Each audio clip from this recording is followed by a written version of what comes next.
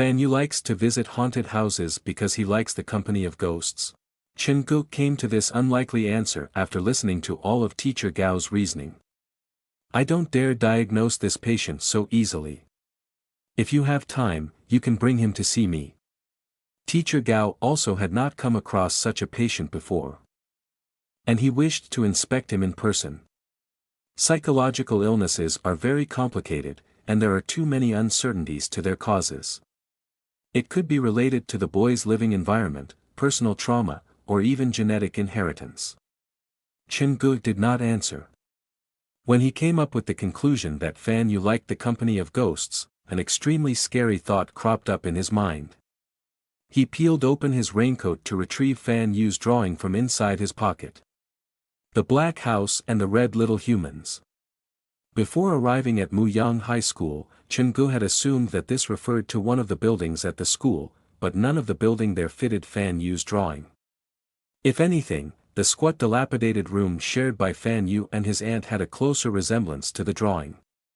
If Fan Yu is really drawing about the house he's living in and these red people, even the hairs on Chen Ji's arms stood on end. Fan Yu's house is filled with ghosts. He was reminded of the scene when he went to visit Fan Yu that morning.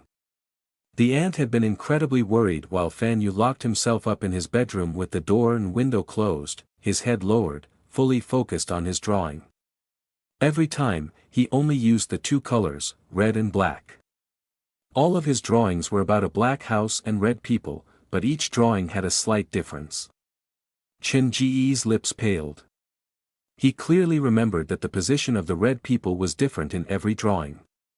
He had originally thought that was Fan Yu just scribbling, but now thinking back, they represented the dirty things moving inside the house.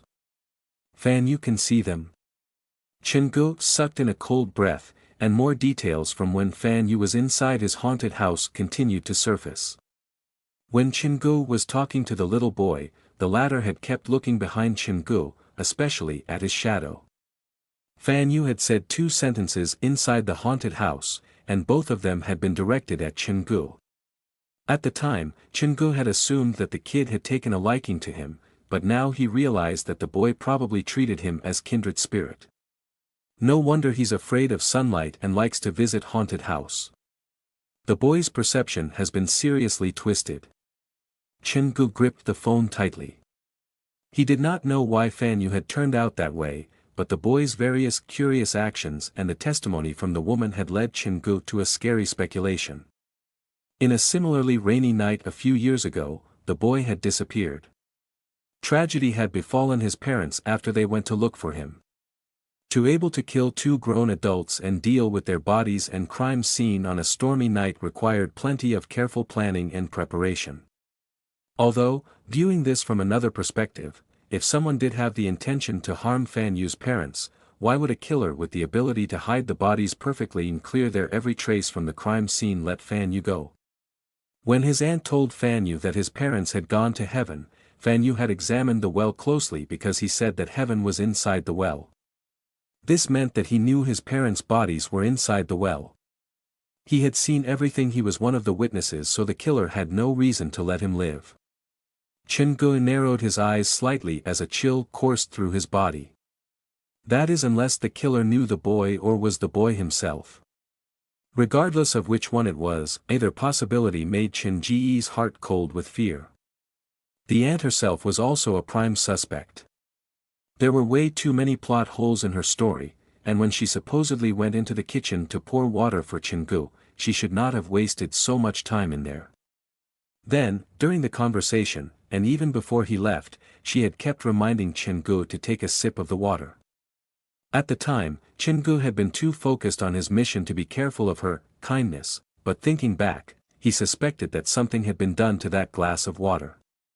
If it was the aunt who killed Fan Yu's parents, what was her motive? The woman loved Fan Yu to the extent of pampering him. She was blessed with beauty but did not seem to keep up her appearances. It was obvious that it was not easy for her to raise Fan Yu alone. She even spared no expenses to take him to see many doctors. She had put her whole life on hold for Fan Yu's sake. Would such a kind woman really be the killer? To be honest, the thin woman had left a good impression on Chingu. He thought she was independent and strong. Then again, if she was not the killer, then the next prime suspect would be the boy himself. He was the crime's only witness and survivor. Chingu did not suspect him initially because he was just a child, but after knowing the secret behind his drawings, Chingu realized he had greatly underestimated this child. Fan Yu had a pair of unique eyes, and his constant company was only ghosts. He was not scared by their presence but, in fact, managed to survive just fine. Chingu even suspected that he had the ability to control them. This would sound preposterous to others, but not to Chingu because he himself was the specter's favored. But if the boy is the killer, what was his motive? This was the question that stumped Chingu the most. Neither the boy nor the aunt had any actual reason to murder their close family. What really happened on that day? Fan Yu's parents were ultimately dropped inside Muyang High School's well, but why Muyang High School of all places? When Chingu placed the drawing back inside his pocket, he realized that the call was still connected, so he immediately apologized to Dr. Gao. "I'm so sorry, my attention was otherwise distracted." "No worries, I was just flipping through the journals to find out more about the patient. In fact, I'm really interested in his case. Do you mind bringing him to see me when there's an opportunity?" Gao Rushue's father had not hung up, he had waited patiently for Chingu. "Of course, should the opportunity arise, we will definitely visit you." "Thank you, this number is my personal number, so call me when you're coming. Lastly, I have something to remind you." Teacher Gao sounded like he was hesitating on the phone, as if he was deciding whether he should say something or not. "What is it?" Chingu was appreciative of any advice from this kind doctor. The way to treat a patient is with plenty of patience, but it is undeniable that serious patients carry with them a certain degree of threat. When you are in their company, please remember to try not to incite them. For the sake of the child's future recovery and your personal safety, please be careful. "I understand." After hanging up the phone, Chingu leaned against the toilet's wall. His mind was a clotted mess. If the killer was not Fan Yu, then it had to be Fan Yu's aunt. They were the prime suspects but also the victim's closest family. In any case, it is certain that Fan Yu's aunt is hiding something from me. Something else must have happened that rainy night several years ago. Their closest family turning into their killer, this was a mystery that stumped Chingu. The crime scene was at Muyang High School, perhaps I can find some clues here. Chingu reopened the live stream. The chat was still lagging, but at least the footage had gotten much clearer. After apologizing quickly to his viewers, Chingu walked out of the second-floor toilet with his mallet in hand. He stood at the door and waved his flashlight at the floor. There was not anything like footprints. When I was hiding behind the toilet door earlier, I really did hear footsteps. They stopped before the toilet entrance, but the lack of footprints suggests that the owners of the footsteps are not living humans. Chingu glanced down the stairs. Last he heard, the sets of footsteps did head downstairs. Chingu was unsure whether the footsteps belonged to the red shadow mentioned in the mission or not, but for the sake of safety, he decided to avoid it for now. Brandishing his flashlight, Chingu headed up to the third floor. However, when he was at the landing between second and third floor, the sound of footsteps reverberated in his ears again. They seemed to be coming from the first floor. Two people standing side by side were heading upstairs. Have they discovered me? Chingu immediately switched off his flashlight, stuck his back to the wall, and stared closely at the mouth of the staircase.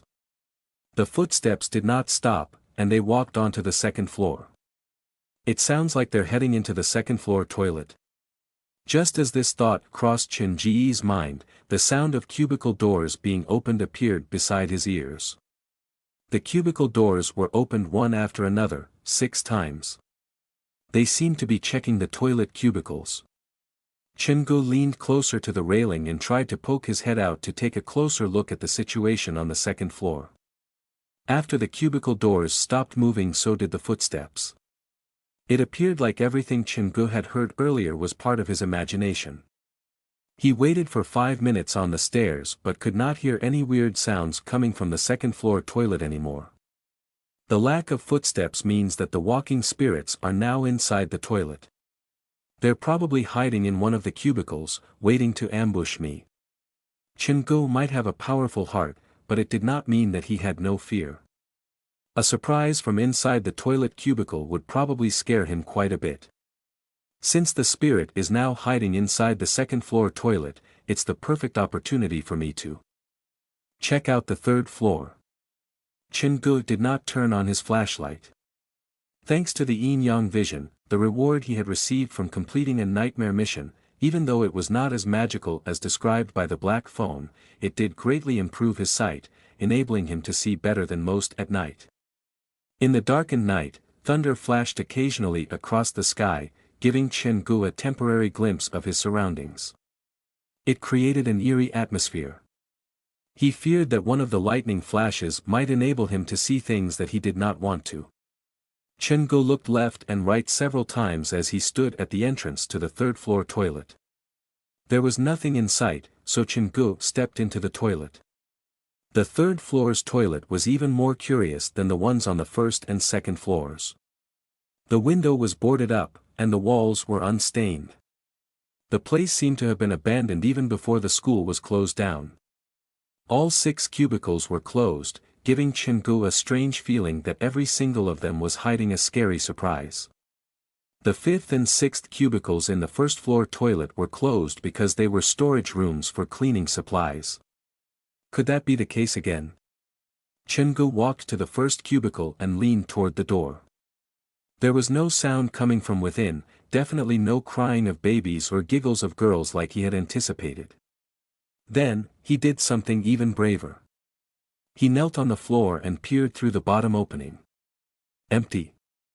There were no random items like mops or brooms, nor was there a pair of legs, it was just a normal cubicle. Chingu tried pushing the door, and it opened easily. The cubicle was extremely clean. If not for the layer of dust on every surface, he would have believed that this place was cleaned daily. The whole education block looks like it was burned down in a fire, but this toilet shows no signs of burning. This is similar to that classroom on the first floor. This similarity attracted Chingu's attention. That basically confirms that this is my mission venue. He pushed open the other cubicles before stopping at the 5th. I have a very bad feeling. Could there be a nasty surprise waiting for me behind this door? Chingu patted the doll inside his shirt pocket and used his mallet to shove the door open. The door fell open, and when he saw what was inside the cubicle, Chingu took an involuntary step back. Drawings of eyes covered every surface inside the 5th cubicle, their sizes similar to actual human eyes. Before opening the door, Chingu had tried to envision what could appear behind the door. Perhaps it might be pale-faced girl or a scary monster or madman covered with blood, but he definitely did not anticipate this. Why are there so many eyes on the walls and boards? This creepy discovery sent a chill down Chingu's spine. He felt like there were innumerable eyes looking at him. His legs were shaking as he stood outside the cubicle. One could imagine how unsettling it would be inside. Which psycho did this and why? The pairs of eyes felt like they were peeping on the people inside the cubicle. Shuddering, Chingu hurriedly closed the door again. It felt very unsettling being stared at by so many pairs of eyes even though they were mere drawings. I've found the mission venue, but how am I supposed to find this quest? Hide inside the cubicle with all the eyes staring at me while waiting for the red shadow to arrive? Isn't that asking for a bit too much? Chingu stared at the cubicle for a long time before moving to the 6th cubicle. He found the same drawing of eyes inside the 6th cubicle. However, different from the 5th cubicle, the eyes in the 6th cubicle were only drawn on the wall and partition that was shared with the 5th cubicle. The other walls were completely clean. Chingu was weirded out by the single painted wall in the 6th cubicle. He returned to the 4th cubicle, and he was right, there were no doodles in the 4th cubicle. Could it be a mere prank from the students? But why did they pick the 5th cubicle? It's not the first one or the last one. To get to the truth, Chen-gu returned to the sixth cubicle. He hesitated before walking into it. The water pipes all ran through the sixth cubicle, so the space was much smaller compared to the other cubicles. There's nothing worth noting here. Do I need to enter the fifth cubicle for the mission to progress? Chen-gu looked at the eyes on the wall before raising his finger to lightly touch them. They look scary, but they're just drawings. He was locked in a staring match with the eyes on the wall for a long time. The fourth cubicle is normal, the drawings are only in the fifth and sixth cubicle. This partition is unique because it's covered with drawing of the eyes on both sides. Something slowly clicked in Chen Ji's mind. He used his finger to slowly move through every drawing on the wall. When his finger touched one of the eyes that was next to his knees, Chen Ji's expression shifted. It is as I predicted. He squatted down and flashed some light on the partition. Underneath his finger was a peephole the size of a human pupil. A small hole had been gauged into the wall. Since its size was similar to an actual pupil and it was hiding in the corner, it was difficult to discover. All the other eyes are to hide this single peephole. As Chen-gu looked at the peephole in the wall, he felt weirdly unsettled. The peephole connects the fifth and sixth cubicles, meaning someone once used this peephole to spy on the person inside the fifth cubicle from the sixth cubicle. Who would have thought of the many eyes that surrounded the walls? One of them would be real. Since the pipes are gathered in the sixth cubicle, as long as the peeping Tom climbed on top of the pipes, he wouldn't be discovered even if someone peeked in from underneath the door. The man had it all thought out. Being looked at in the dark made Chen-gu feel very uncomfortable. Thinking about the mission description, the person that hid in the fifth cubicle was the victim of the peeping Tom, which could be the Red Shadow. Now that the secret of the fifth cubicle has been solved, how do I complete the mission? Do I have to stay inside the fifth cubicle for the Red Shadow to spy on me? Chen-gu waved the mallet in the air. If that was supposed to happen, he would not mind smashing the Red Shadow's eye blind. Just as Chen-gu was trying to figure out how to complete the mission, the set of footsteps started again in the corridor, and they were speeding toward the third floor. What's happening? The footsteps are more urgent than before. Is it because I opened the fifth cubicle? But that does not sound right. I opened the cubicle much earlier, so why are they rushing over now? Before he could come up with an answer, the footsteps had already arrived at the third floor.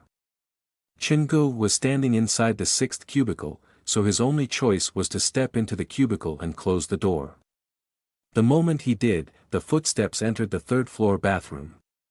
Finally, the time has come. Chen-gu switched off his flashlight and raised his mallet. However, what happened next completely surprised him. After the footsteps entered the toilet, the being did not check the cubicle one after another but headed for the fifth cubicle directly. After the door of the cubicle next to him was closed, the toilet suddenly became very quiet. They're just beside me, but isn't the order a bit messed up? According to the mission requirement, it should be me inside the fifth cubicle, right? The silence persisted. After the owners of the footsteps entered the fifth cubicle, there were no more sounds. After waiting for another 10 minutes, Chen Ji's interest in the person next door was slowly piqued. He glanced at the peephole on the wall before squatting down and leaned toward it. The black peephole seemed to have a magical attraction, drawing Chen-gu closer to it. On the other end of the peephole was not a bloodshot eye or a red shadow but two kids about the age of 3 or 4. The boy and the girl hid themselves beside the toilet, holding each other's hands. They looked intensely worried. Shouldn't it be a red shadow? Where did these two kids come from? Chen-gu pulled his gaze back.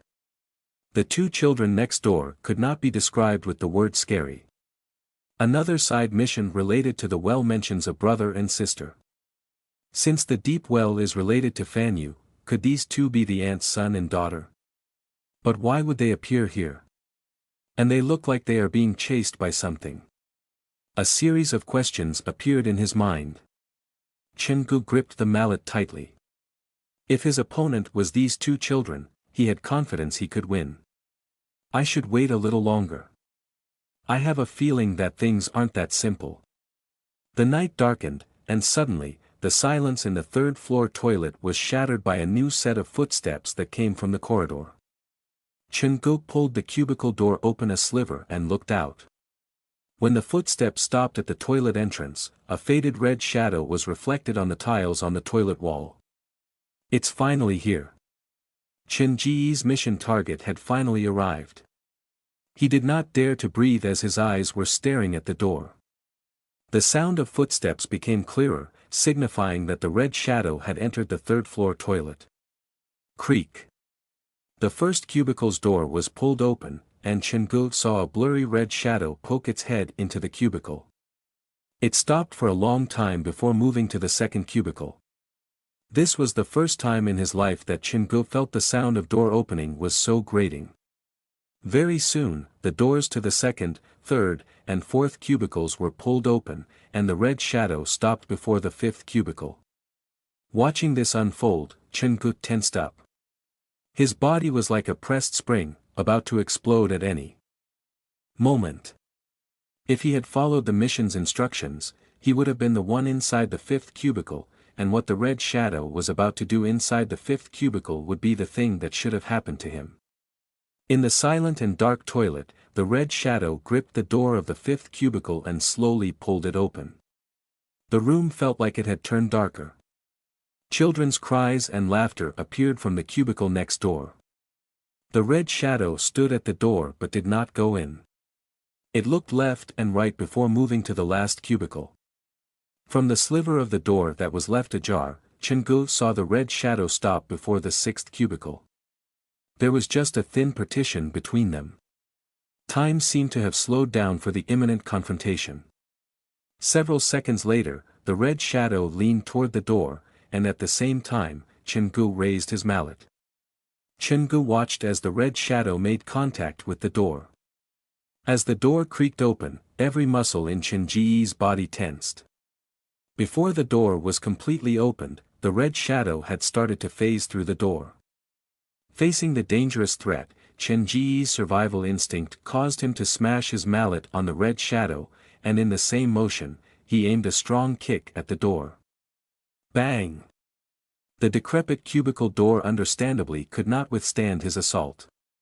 It flew off its hinges and slammed into the red shadow, which did not even have the chance to evade. The red shadow did not anticipate this, and its body started to blur as it rolled on the floor. Then it ran out of the toilet. Chun-Guk gasped greedily for air.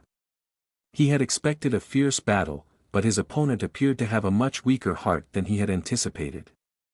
Chun-Ji's sudden appearance seemed to have spooked it.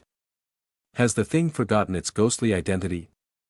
Chun-Guk did not relax as he gripped the mallet tightly. After the red shadow made its escape, children's crying drifted out from the fifth cubicle.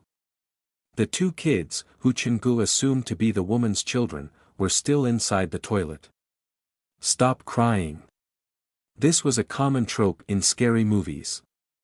A creepy sound of tears that came from inside the toilet. It should have been scary, but with an angry warning from Chun-Guk, the children's crying really did stop. He blocked the entrance of the fifth cubicle angrily. The two children had their hands over their lips, their pale faces filled with fear. Why are you two acting like the victims?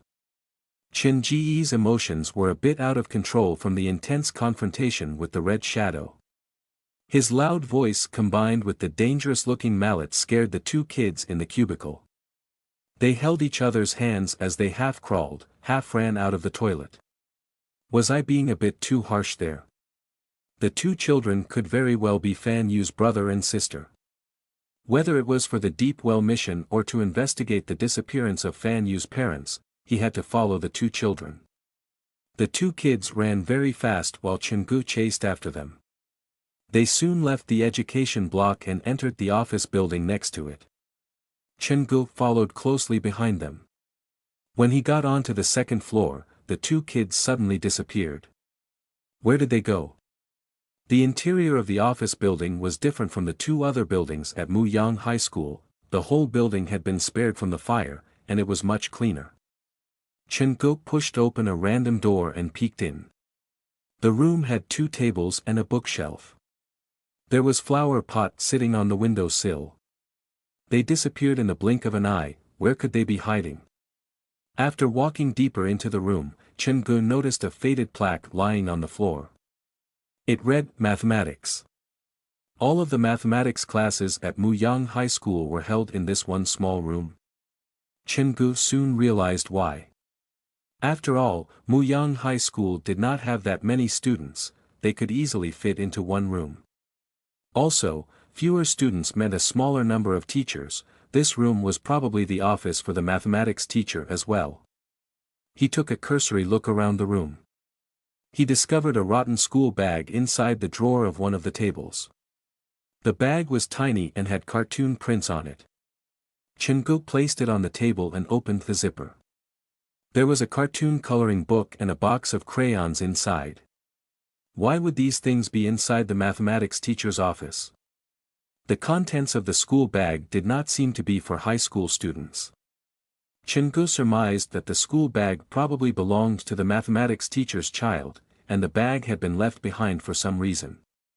After opening the crayon box, Chen-go realized that every color was there except red and black. Chen-go was immediately reminded of Fan Yu. After flipping through the coloring book, Chen-ji's suspicion was further confirmed. All of the pages had the same drawing, a black house with 2 red small human figures. All of the drawings' backgrounds were the black house, but the position of the red people changed every time. Chen-go pulled out Fan Yu's drawing from his pocket and placed it beside the coloring book. The comparison caused him to suck a light breath.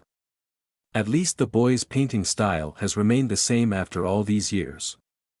The drawings had given Chen-go plenty of useful information.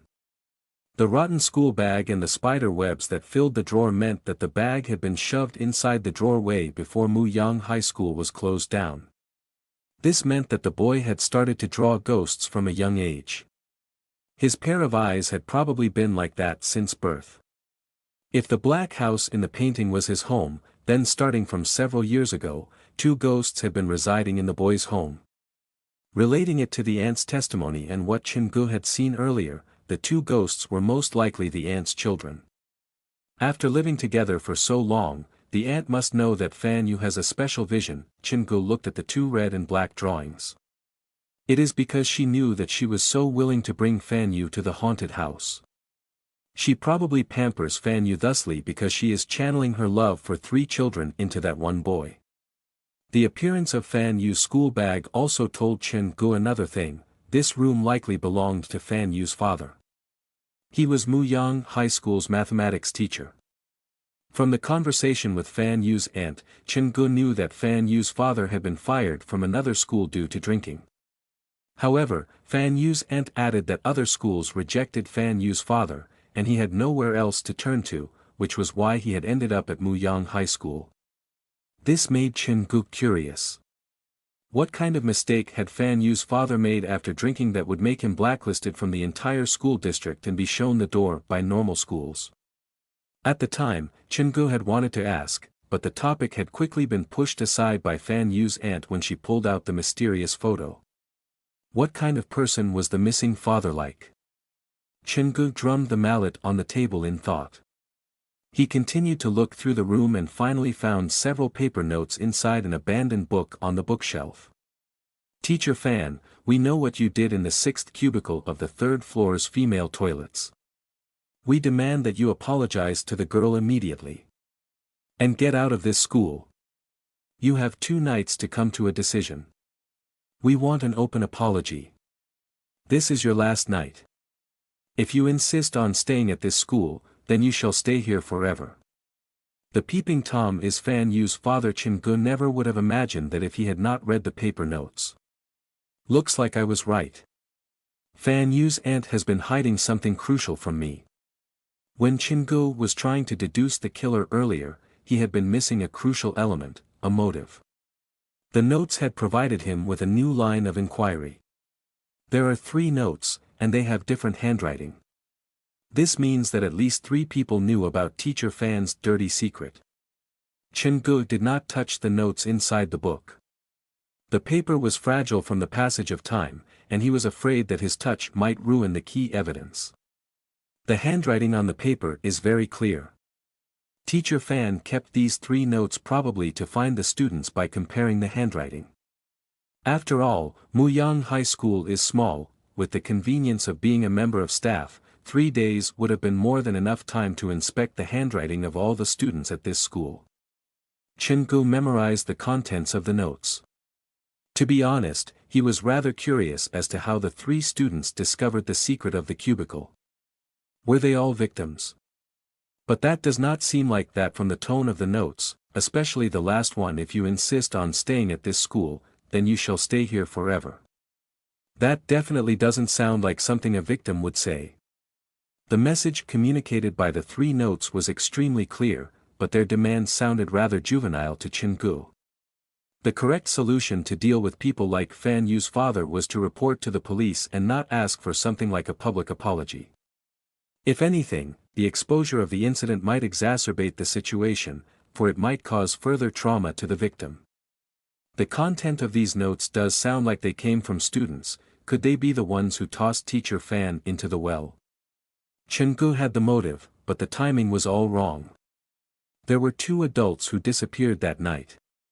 To be able to kill 2 adults and deal with their bodies without leaving any trace behind did not sound like something that was achievable for several teenage students. I must have missed something. Chen-gu tried to look at the situation from teacher Fan's perspective. An open apology was definitely out of question. If this thing was exposed, his life would be ruined.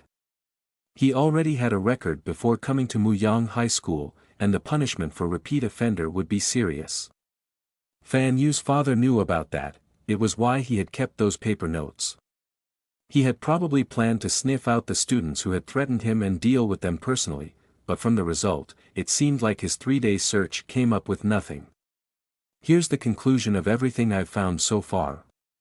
These 3 notes came from different studies, but even after comparing the handwriting of the students at this school, Fan Yu's father came up with nothing. These 3 students discovered the secret of the 6th cubicle, but instead of reporting it to the police, they adopted the method that had the least effect and would easily expose them, which was to threaten teacher Fan directly. Lastly, the warning on the final note did come true. These 3 points made 0 sense to Chen-gu. To summarize, 3 students who could not be discovered found out about teacher Fan's peeping Tom habit and, after their warning failed, made teacher Fan disappear. Individual who fits these 3 criteria basically doesn't exist. However, Chen-gu already had quite a good idea about who the killer was, but he was still uncertain. The notes also mention a girl whom they want Fan Yu's father to apologize to. If I can find her, then many problems will be solved.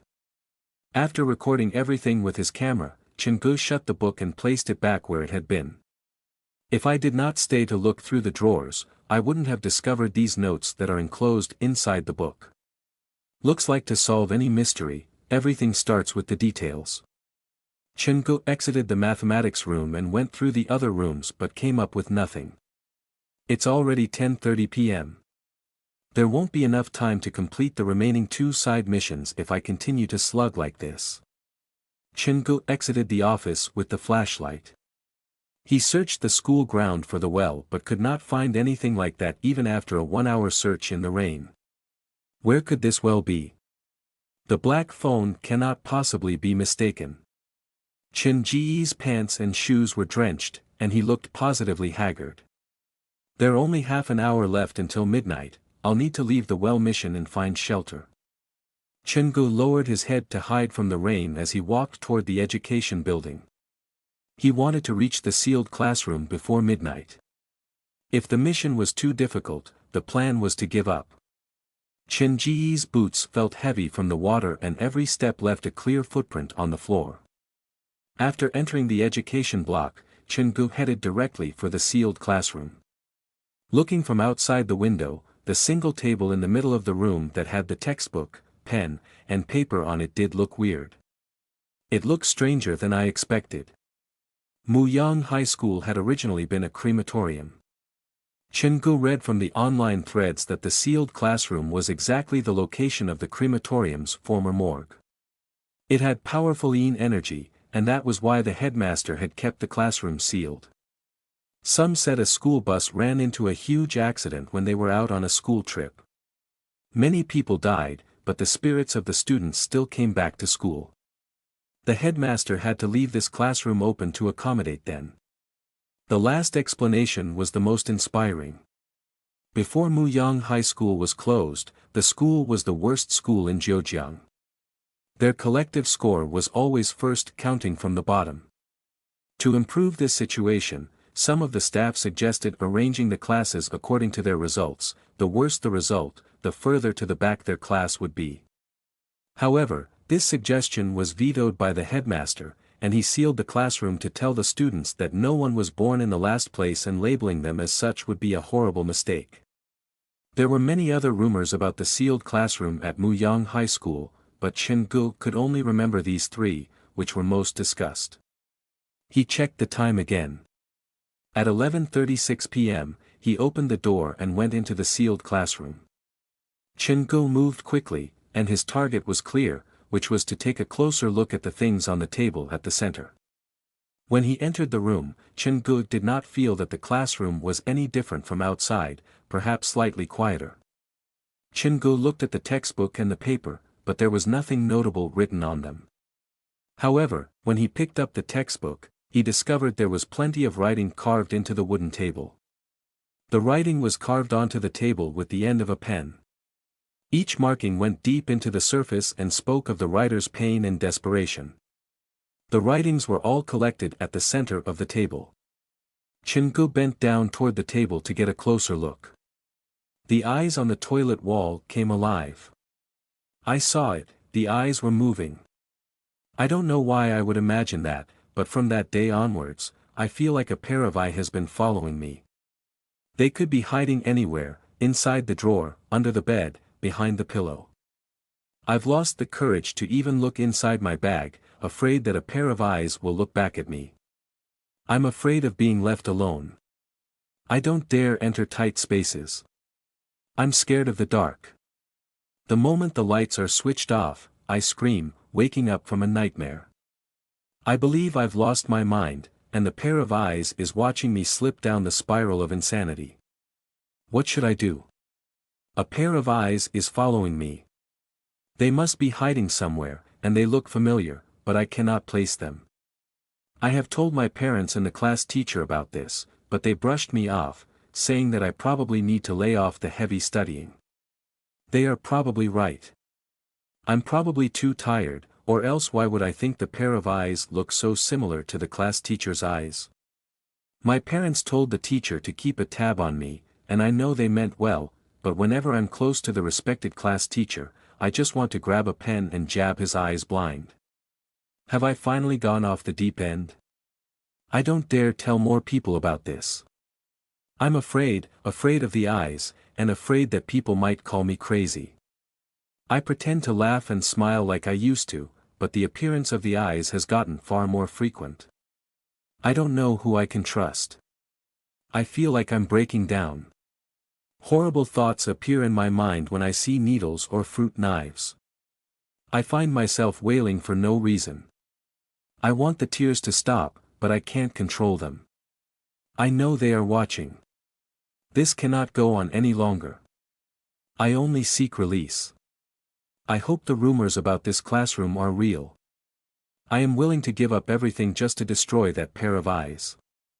After reading everything, Chen-gu did not hurry to leave. He diligently recorded all the handwriting on his live stream. In a way, he was keeping evidence. The writing on the table was seemingly carved by the girl who had been hurt by Teacher Fan. The eyes inside the toilet had traumatized her deeply. That, combined with Teacher Fan's other actions, pushed her to seek help from this cursed classroom.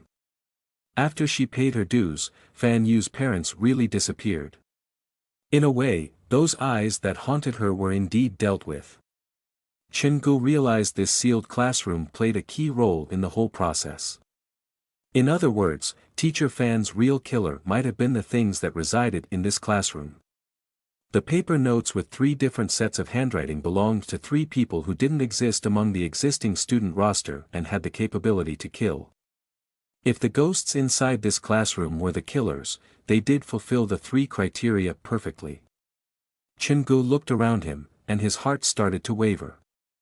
He was reminded of the group photo that Fan Yu's aunt had shown him. He might be dealing with more than 1 or 2 ghosts. Perhaps a whole classroom of ghosts was trapped there. Chin-gu turned to inspect other tables, and he realized that something was written on each table. Every table is carved with words, but the handwriting are all different. When Chin-gu moved toward the next table, he accidentally knocked into the table on which the textbook, paper, and pen sat. The pen rolled off the edge and fell to the floor.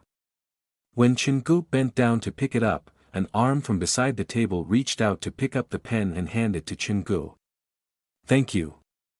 Chin-gu accepted it and replied on reflex. However, as he straightened up to replace the pen on the table, he froze. A surge of chills climbed up his spine. Where did the arm come from? He aimed his mallet at where the arm had been, but it only made contact with air. He looked around, and the sealed classroom was the same as he remembered.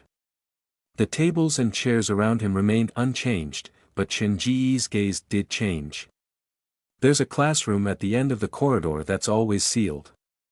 No one ever enters it, but every night, the classroom will come alive with activity, and it's almost midnight. The mission description crossed his mind. Just the thought of it made him shiver. Surrendering the mission, Chin-gu just wanted to get out of the classroom as fast as he could. The closer he was to the door, the more anxious he became.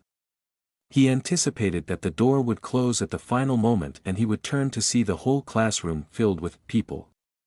Chin-gu picked up pace and rushed through the door. Thankfully, what he feared did not happen. Looks like this side mission is not accomplishable.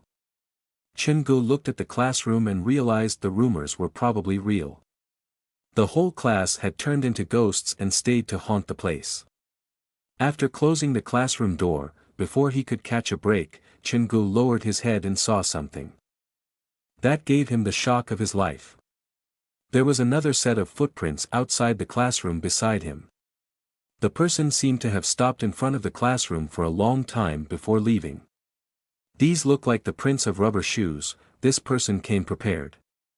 When he was inside the sealed classroom investigating, there was another individual watching him from outside the window. Chin-gu felt scared. If something had happened to him inside the classroom and he had run toward the door, said person could have easily locked him in from outside. Gripping the mallet in his hand, Chin-gu soon calmed down.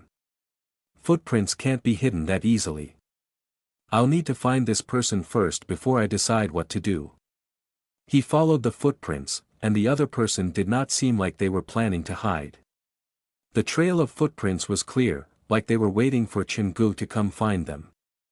Chin-gu followed the trail up to the 3rd floor, and he realized that the prints entered the toilet. He put away his phone and slowly pushed the toilet door open. There was a woman in raincoat standing before the 5th cubicle. She looked slender and weak, like she could crumble at any moment.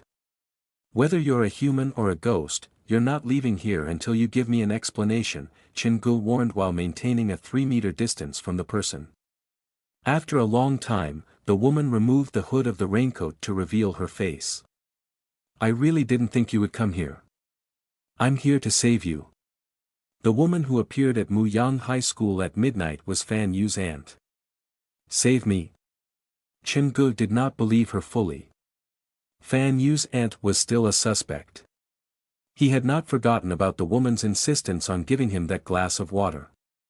Yes, I saw Fan Yu's drawing. The woman peeled out a wrinkled piece of paper from inside her raincoat. You are inside the drawing.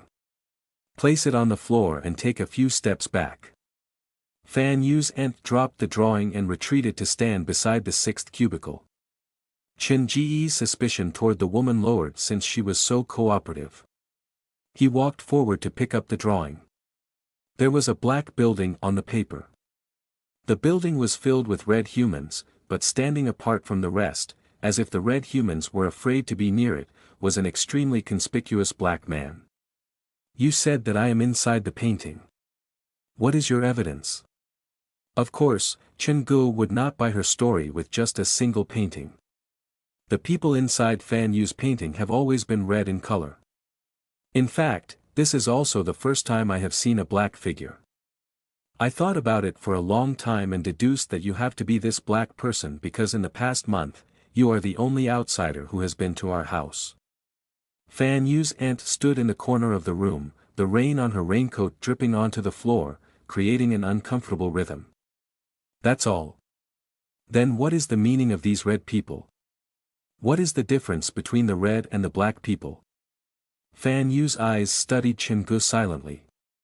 Just as Chen-gu thought the woman would not tell him the truth, she suddenly said, the red figures represent ghosts, and since I've only seen one black figure, I assume it represents a living human. Ghosts? I know you won't believe it, but certain things in this world are inexplicable, Fan Yu's aunt said calmly like she had rehearsed this speech many times already. Before the accident that happened to Fan Yu's parents, I knew the boy could see things that normal people couldn't. I told his parents, but they didn't believe in things like ghosts. Since they didn't believe it, why do you? Chen Ji's curiosity was piqued. Initially, no one knew that Fan Yu has this power until my husband and 2 children passed away in a car accident. That was the darkest period of my life. I would collapse whenever I saw their picture. Should that happen, Fan Yu would come to me with his drawings. 2 small red children living inside a black house, and he would tell me that the red children are his brother and sister. The woman's eyes softened with warmth.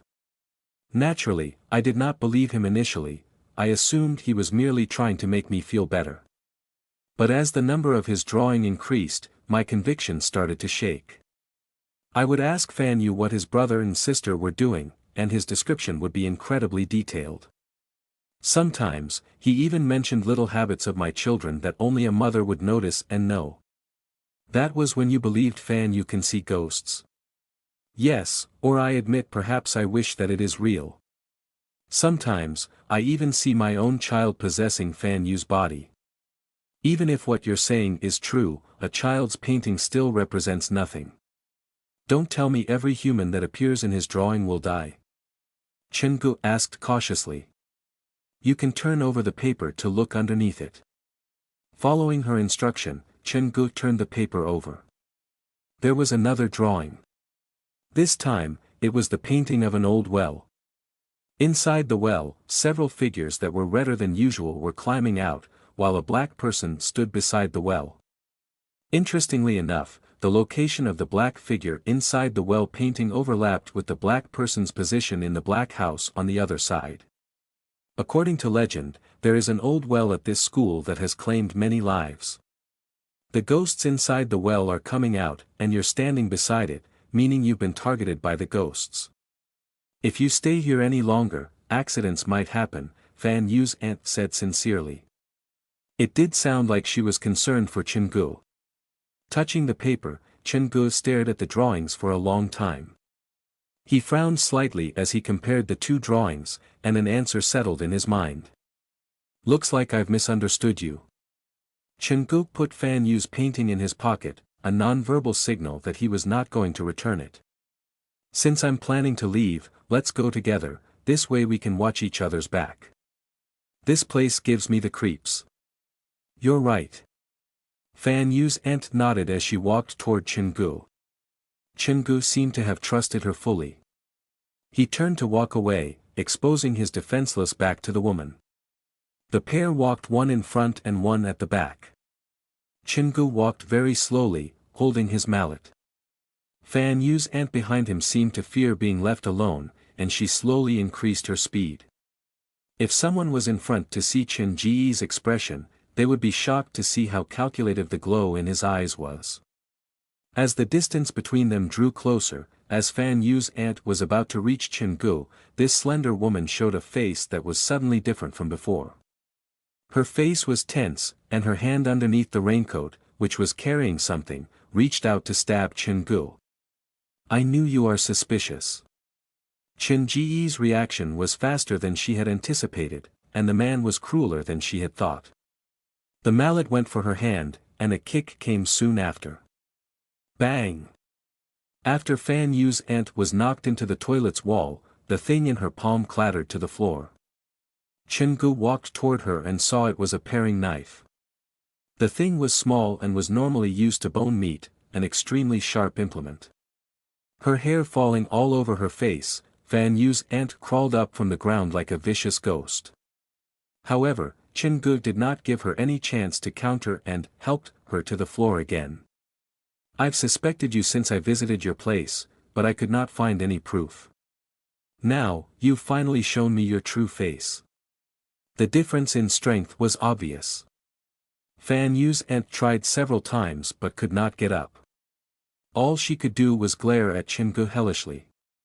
How did you find out? From the very beginning, I didn't trust you, and this drawing provides me with the crucial evidence. The drawing on the back was drawn by your hand. Do you think a child's art is that easily mimicked? Don't look at me like that, you're the one who made the mistake. If you don't want to get exposed, don't do the evil deed in the first place. Chen Gu picked up the paring knife from the floor, and the blade glinted coldly in the dark. You're the one who killed Fan Yu's parents, right? Regardless of your reason, how could you kill your own family in cold blood? It was never my intention to kill. You have no idea what really happened that night. Fan Yu's aunt lashed out at Chen Gu. That is true, but one thing's for sure, you are one of the killers. Chen Gu was considering how to immobilize the woman while waiting for the police to arrive. The real killer is Fan Yu's father. You're pushing the blame onto a dead man. That is your argument. After making sure that Fan Yu's aunt had no more sharp weapons on her, he relaxed slightly. It's true. Fan Yu's aunt collapsed to the floor, and the truth from years ago finally came out of her lips. You must know by now what kind of sick bastard my brother was. It was inside this exact toilet that he caused an innocent girl to go crazy. In the end, I heard that the girl was forced to commit suicide. After that happened, my brother became even more unhinged and increasingly paranoid, often claiming that someone was out to get him. My sister-in-law finally could not stand it and filed for divorce. But my brother refused to let her leave. Forced into the corner, she threatened my brother, saying that if he didn't agree to the divorce, she would expose his crimes to the world. Then what was your brother's response? An originally mentally unhinged person who was haunted, Chen Gu expected such an individual to resort to extreme action when threatened, and what Fan Yu's aunt said next confirmed his speculation. Weirdly enough, after her threat, my brother calmed down. He considered it for a whole afternoon before relenting to her demand. The expression on Fan Yu's aunt's face was complicated. In retrospect, he was probably figuring out a way to kill her instead of considering the divorce. Things went as planned for my brother. It was raining cats and dogs the day that he locked Fan Yu up in his office and returned home alone. When we discovered that Fan Yu was not home, we assumed that the boy had gone missing, so all of us went out to go searching for him. My brother led his wife to Muyang High School. When I returned home at 9 p.m., none of them were there. I was worried, so I also headed for Muyang High School to go look for them. There was an old well on the hill behind the school.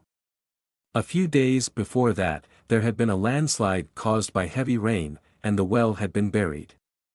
When I arrived, my brother was clearing the soil around the well. I didn't see my sister-in-law at first. I called my brother's name as I walked closer, and when I did, I saw her body stuck at the mouth of the well. I really didn't expect him to do something like that. He was such a gentle soul normally, and he really did love his wife. I realized then that my brother has lost his mind. Ever since he brought home that photo and said that he was haunted, I should have known that was the case. After I stumbled across the murder, I was given two choices. One was to help him cover up the body, and the other was to die. To save myself, I had no choice but to listen to him. As he ordered, I left some wounds on my sister-in-law's body and then helped him dig the well open. Fan Yu's aunt was leaning against the wall, and her eyes were filled with regret. I knew I had become an accomplice, but the scarier thing was that I didn't know when my brother would dispose of me. He definitely would not leave any witnesses alive. Perhaps after burying my sister-in-law, he would also toss me inside the well. So, you took the initiative and killed him first. Chin-gu listened to the woman's story quickly, and from his perspective, this whole family was abnormal. The husband was a peeping Tom, and after finding out about it, the wife did not report it to the police but used that as leverage to ask for a divorce. If I did not kill him, I would have been killed. And after killing him, I became Fan Yu's only family, and I did not need to share him with anyone else again. The last sentence was probably the only truthful word that left the woman's lips that night. But Fan Yu is not even your child to begin with. Chin-gu believed half of what Fan Yu's aunt had said.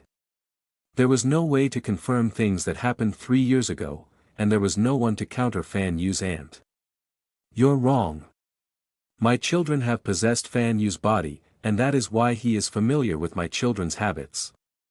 Fan Yu is not only my brother's child but also my children. Green veins started to pop on the woman's face, and her lips were bleeding from the vehemence of her claim. Seeing her in this state, Chin-gu did not think it was wise to push her further.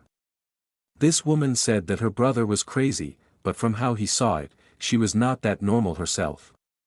Her mind had probably snapped when her husband and children passed away in the car accident, and she applied her twisted love on Fan Yu when she realized the boy could see her children's lost souls.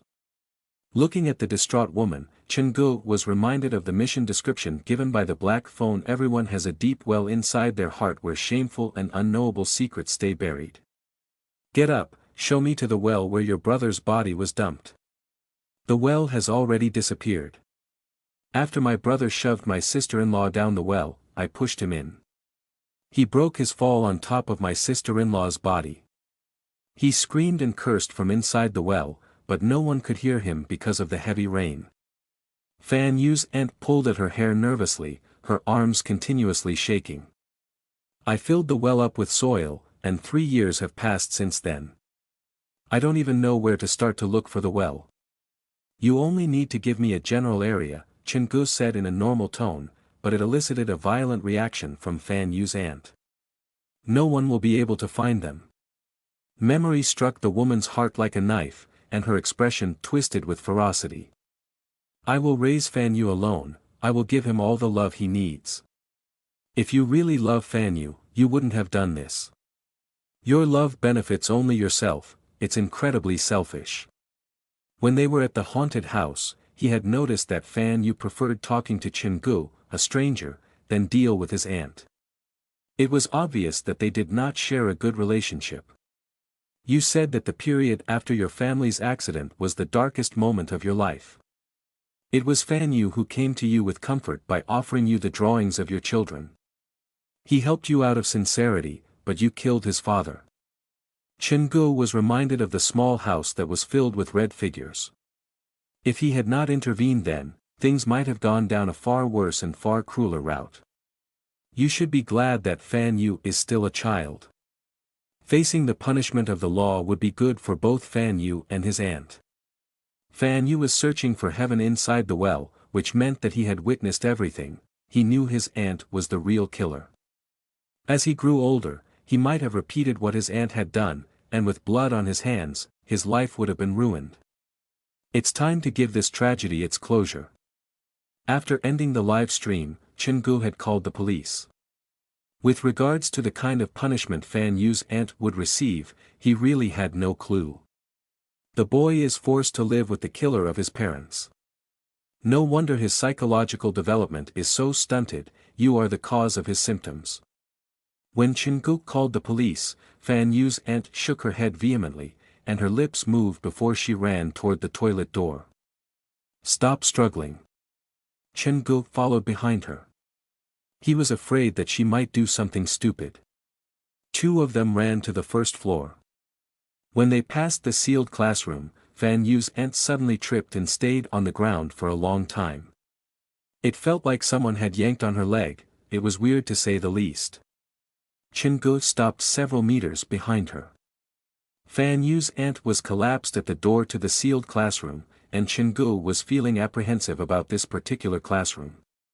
He stuck his back to the wall opposite from the door and leaned to peek into the classroom. It was after midnight. The empty classroom was filled with students, and an old, rotund man was standing at the lectern. Fan Yu's aunt had also seen the scene inside the classroom. The children sitting at the tables with their heads lowered were similar to the students shot inside her brother's group photo. After collapsing to the floor, fear was frozen on her face. She tried to stand up, but her limbs refused to listen to her command.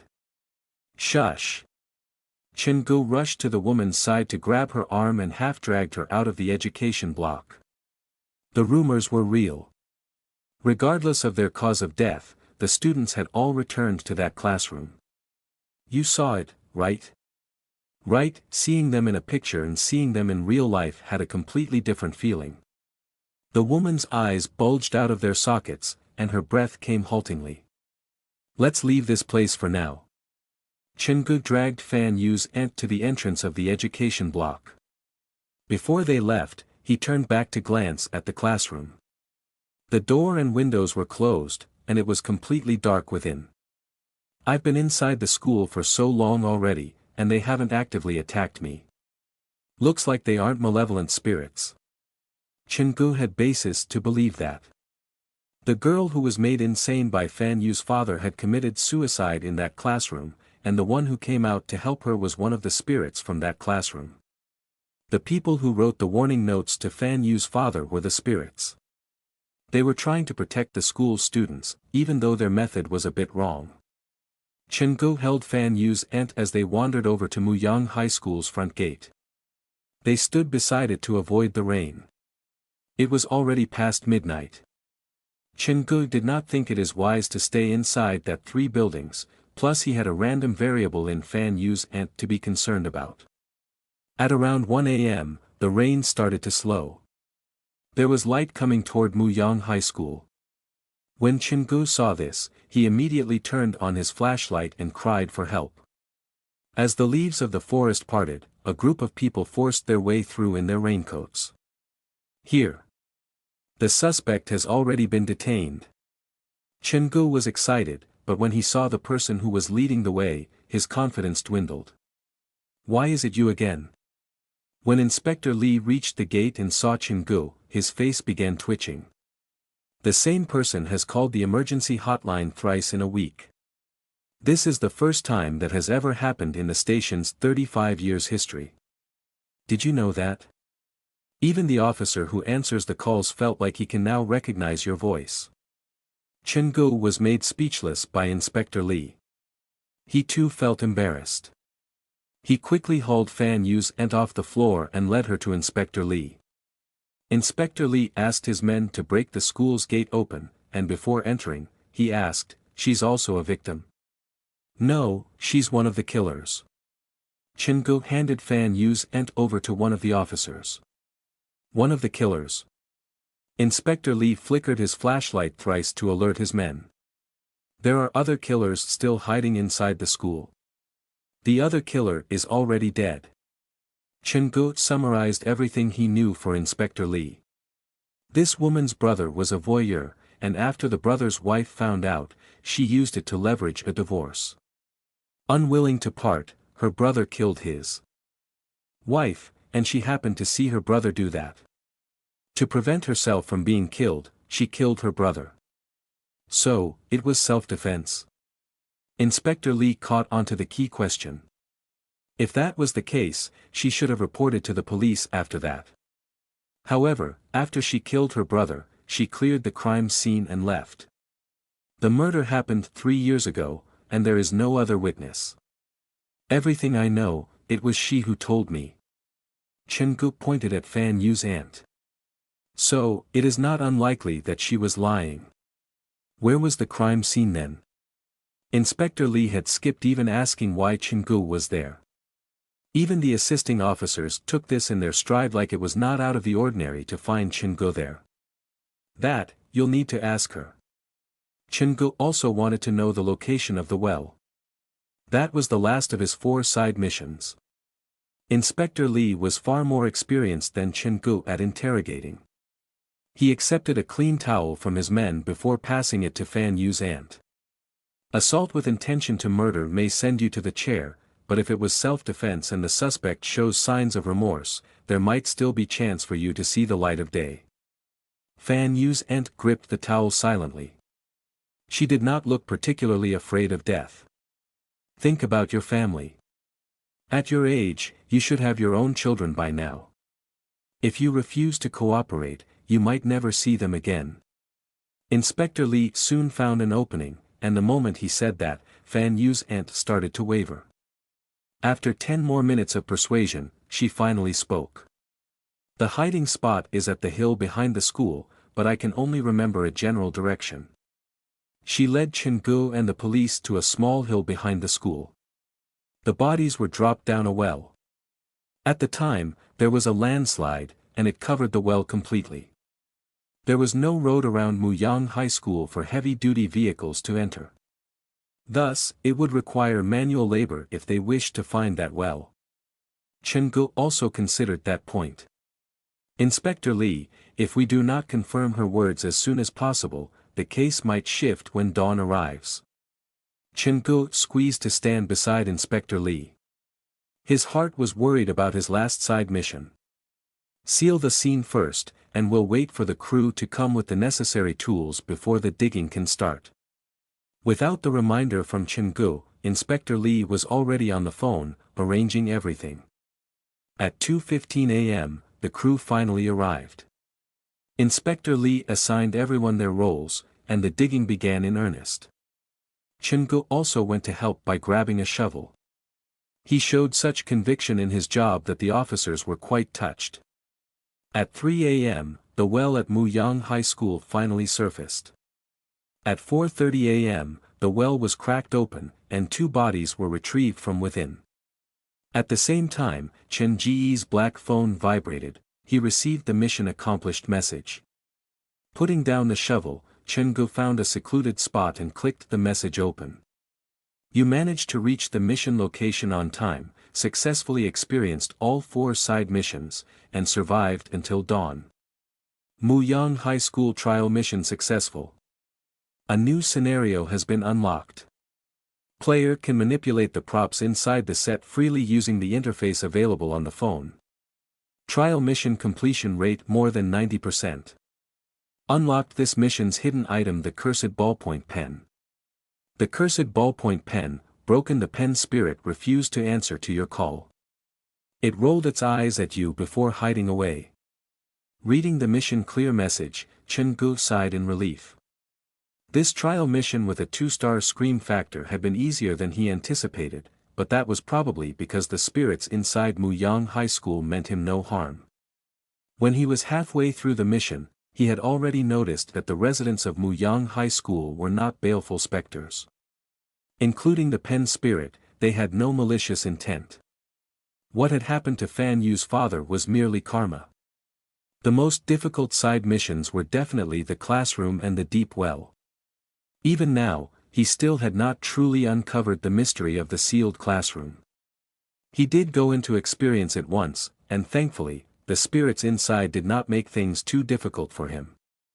The difficulty of the deep well mission was high as well. Even with the aid of the police, they had dug for a whole night before locating the well before dawn. If he had attempted that alone, he definitely would have failed the mission. Chen-gu felt satisfied with the rewards. He did not mind too much about the unlocked hidden item. According to legend, pen spirits could predict the future, but his pen spirit did not seem to be knowledgeable about anything and had no principles or morals. The rain that had continued throughout the night finally stopped. The police did not forget to praise Chen-gu for his contribution.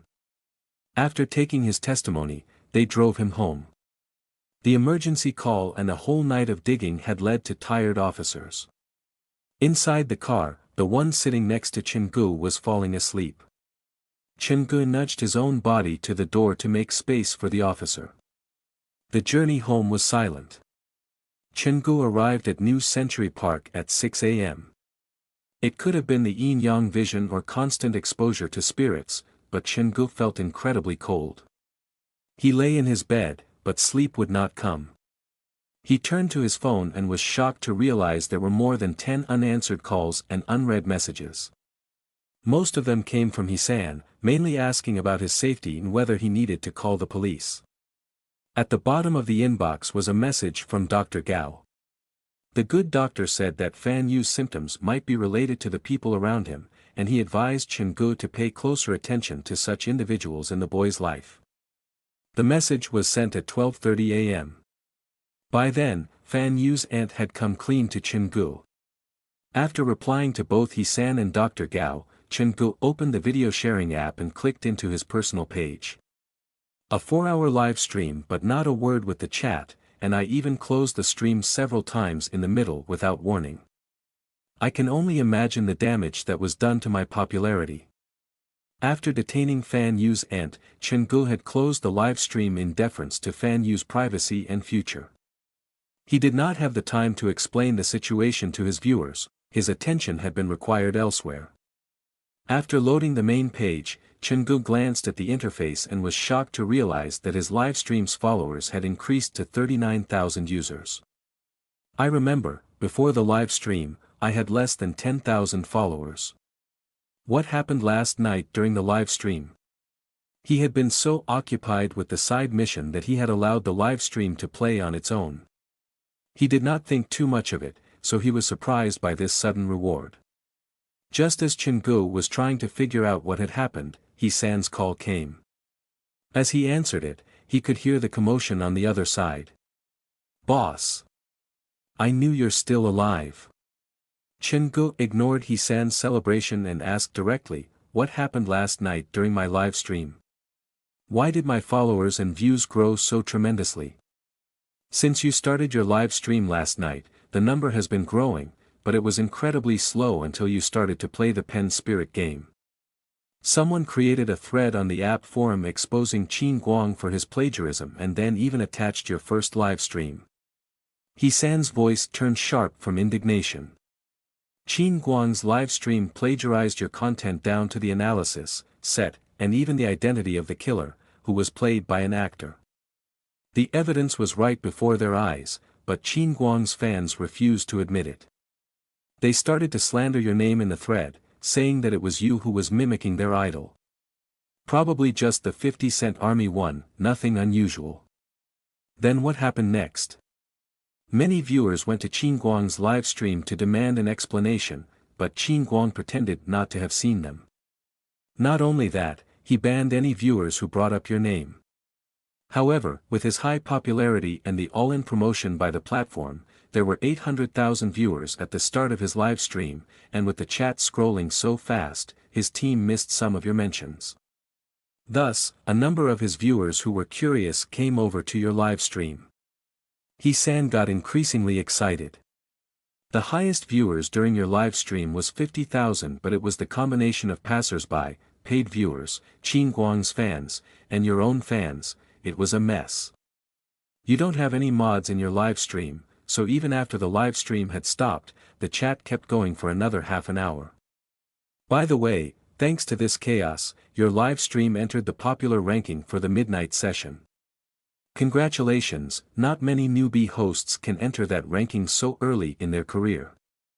Chen-gu could imagine the chaos in his live stream last night, but it was a blessing in disguise since his follower number did have a tremendous increase. After all, he was not lacking in content but exposure. Slow down. After all, that was just my second live stream. Chen-gu talked for a few more minutes with Hisan before hanging up. He looked at the private messages that he had received from the other users of the app. Most of them were curses, but there were a few who could not stand Qin Guang's bullying and chose to send Chen-gu their support. Near the bottom of his inbox, Chen-gu recognized a familiar user handler. The profile picture was similar to the studio that had harassed him before. The message warned him to not resort to dirty tricks, or he would make sure Chen-gu was unable to survive on this platform. If another host saw this, they might have been afraid, but Chingu was different. Live streaming and posting short videos were merely ways for him to promote his haunted house. After blocking this account, Chingu exited the app and picked up the black phone. Muyang High School, Scream Factor 2 stars. The setting up of the scenario has been completed, you can now go down to the subterranean level to visit it. Warning, Muyang High School is considered part of the 4-star scenario, School of the Afterlife. Its space is twice the size of a normal scenario. Please familiarize yourself with the interior layout before putting it to use. After looking at the message on the phone, Chingu sat up in bed. The size is twice normal scenarios. Wait, don't tell me, the whole of Muyang High School has been moved here. He put on his shoes and ran to the first floor, peeled off the wooden boards, and peered downward. The abandoned underground parking lot had been given a new look. The stairs had signs of being charred, the darkened corridor was littered with unfinished test papers, the doors to the classrooms creaked in the darkness, and shadows could be seen flitting between the upturned tables. The scenery that unfolded before him surprised even Chingu, the haunted house's owner. The size of Muyang High School's scenario was so much larger than Murder by Midnight. As he took a step into it, a cold draft caressed the back of Chin-Ji's neck. It made him feel unsettled, like something might jump out at him from the dark at any moment. 4 classrooms, corridors, toilets, and offices. Everything that Muyang High School had was perfectly replicated inside Chin-Ji's haunted house, but the layout was rearranged so that it was all closer together. Walking down the dim corridor, Chingu could not help himself from turning to look into the classrooms on both sides. The walls beyond the windows were cement wall, and there could not be drafts underground, but the windows kept on creaking like they were touched by the wind. The first few classrooms were creepy but still acceptable, however, when Chingu reached the sealed classroom at the end of the corridor, the hairs on his body stood up. This was the first time he had felt such intense fear inside his own haunted house. This classroom reminded him of the sealed classroom at Muyang High School, but it was not completely the same. Every table had writing scrawled all over it with red paint, but more scarily, there was a set of school uniform sitting on each chair. The uniform was a perfect match to the uniforms Chingu had seen in the group photo taken with Fan Yu's father. The only difference was that, in the picture, all the students were facing away from the camera, but in this classroom, all the uniforms were turned toward Chingu, who stood at the door. After taking a deep breath, Chingu forced himself to walk into the room. Standing at the lectern, looking down at the room, the rows of chairs felt like they were seated with students. Why did only this classroom come with school uniforms? Could these uniforms represent the lingering spirits that remained here? Chingu counted the school uniforms silently. There were 24 uniforms in total. After completing the Murder by Midnight trial mission, the haunted house's scenario became the new home for Xiao Xiao's family. If I follow this similar train of thought, Chin-Ji's face twitched with discomfort. It meant that there were 24 lingering spirits who had moved into his haunted house. Then again, I might be wrong.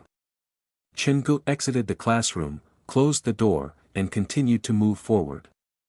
At the end of the corridor was the toilet, and a few steps passed that brought Chingu to the first junction. The left turn led to the office area while right led to the female dormitory. Chingu took the right turn. He only took several steps when the corridor turned narrow. The rooms on both sides felt like they were closing in on him, and at the end of the corridor was another junction. Just a 2-star scenario is already so complicated. If I unlock a few more scenarios, this underground parking lot will definitely become a maze of terror. He pushed open a random door, and the interior was designed like a crime scene. It was worth noting that Chingu discovered a row of chairs placed side by side in the second-last bedroom, and several pieces of paper and a greatly damaged ballpoint pen were placed on top of one of them. This is the hidden item for unlocking Muyang High School scenario. Chingu picked up the ballpoint pen gingerly. It was so fragile that it looked like it could crack at any moment. Hidden items seem to have their own purpose. Wang Qi's hidden person notice helped me befriend Xiao Xiao's family, and they now help me maintain the murder by midnight scenario. Could it be possible that this ballpoint pen will help me win the favor of the students in the sealed classroom? Chin-guk could not figure out how. Eventually, he exited the scenario with the ballpoint pen in hand. He returned to the staff break room to fix the pen with tape. Pen spirit, I know you hold a grudge against me, but I've fixed your pen. If you have forgiven me, please draw a circle on the paper. Pen spirit, you are my spirit from my previous life, and I am your spirit in this life. If you are with us, please draw a circle on the paper. To solve the mystery related to the sealed classroom, asking the pen spirit would be the most direct solution. However, no matter how hard Chin-guk chanted its invocation, the pen spirit refused to answer. Why so silent? I'm also a victim in this case, okay?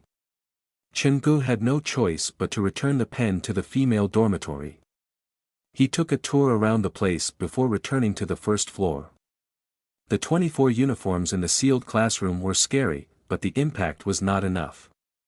When I have time, I should update the models in the night of the living room, put the uniforms on them, and place them in the classroom.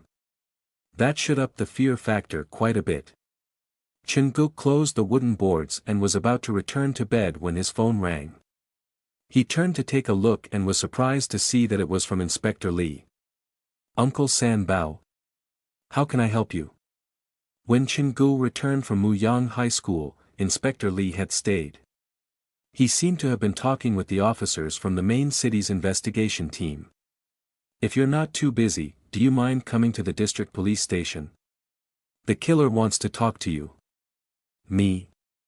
Chin-guk was confused, but he still agreed so as to give face to Inspector Lee. Okay, I'll be there in a minute. When he arrived, a familiar officer led Chin-guk to the interrogation room. Fan Yu's aunt was sitting in the chair, her hands in cuffs. The autopsy for the bodies is still going on. The suspect's emotions are very unstable, and she refuses to say anything. Her only demand is to talk to you in person, and that was why I called you. The middle-aged officer in the interrogation room stood up and shook Chin-ji's hand. Then, I shall leave you to you. I'll try my best. Chin-guk walked to Fan Yu's aunt. In just one night, she seemed to have gotten even wearier than usual. Her head was lowered, and her hair covered her face.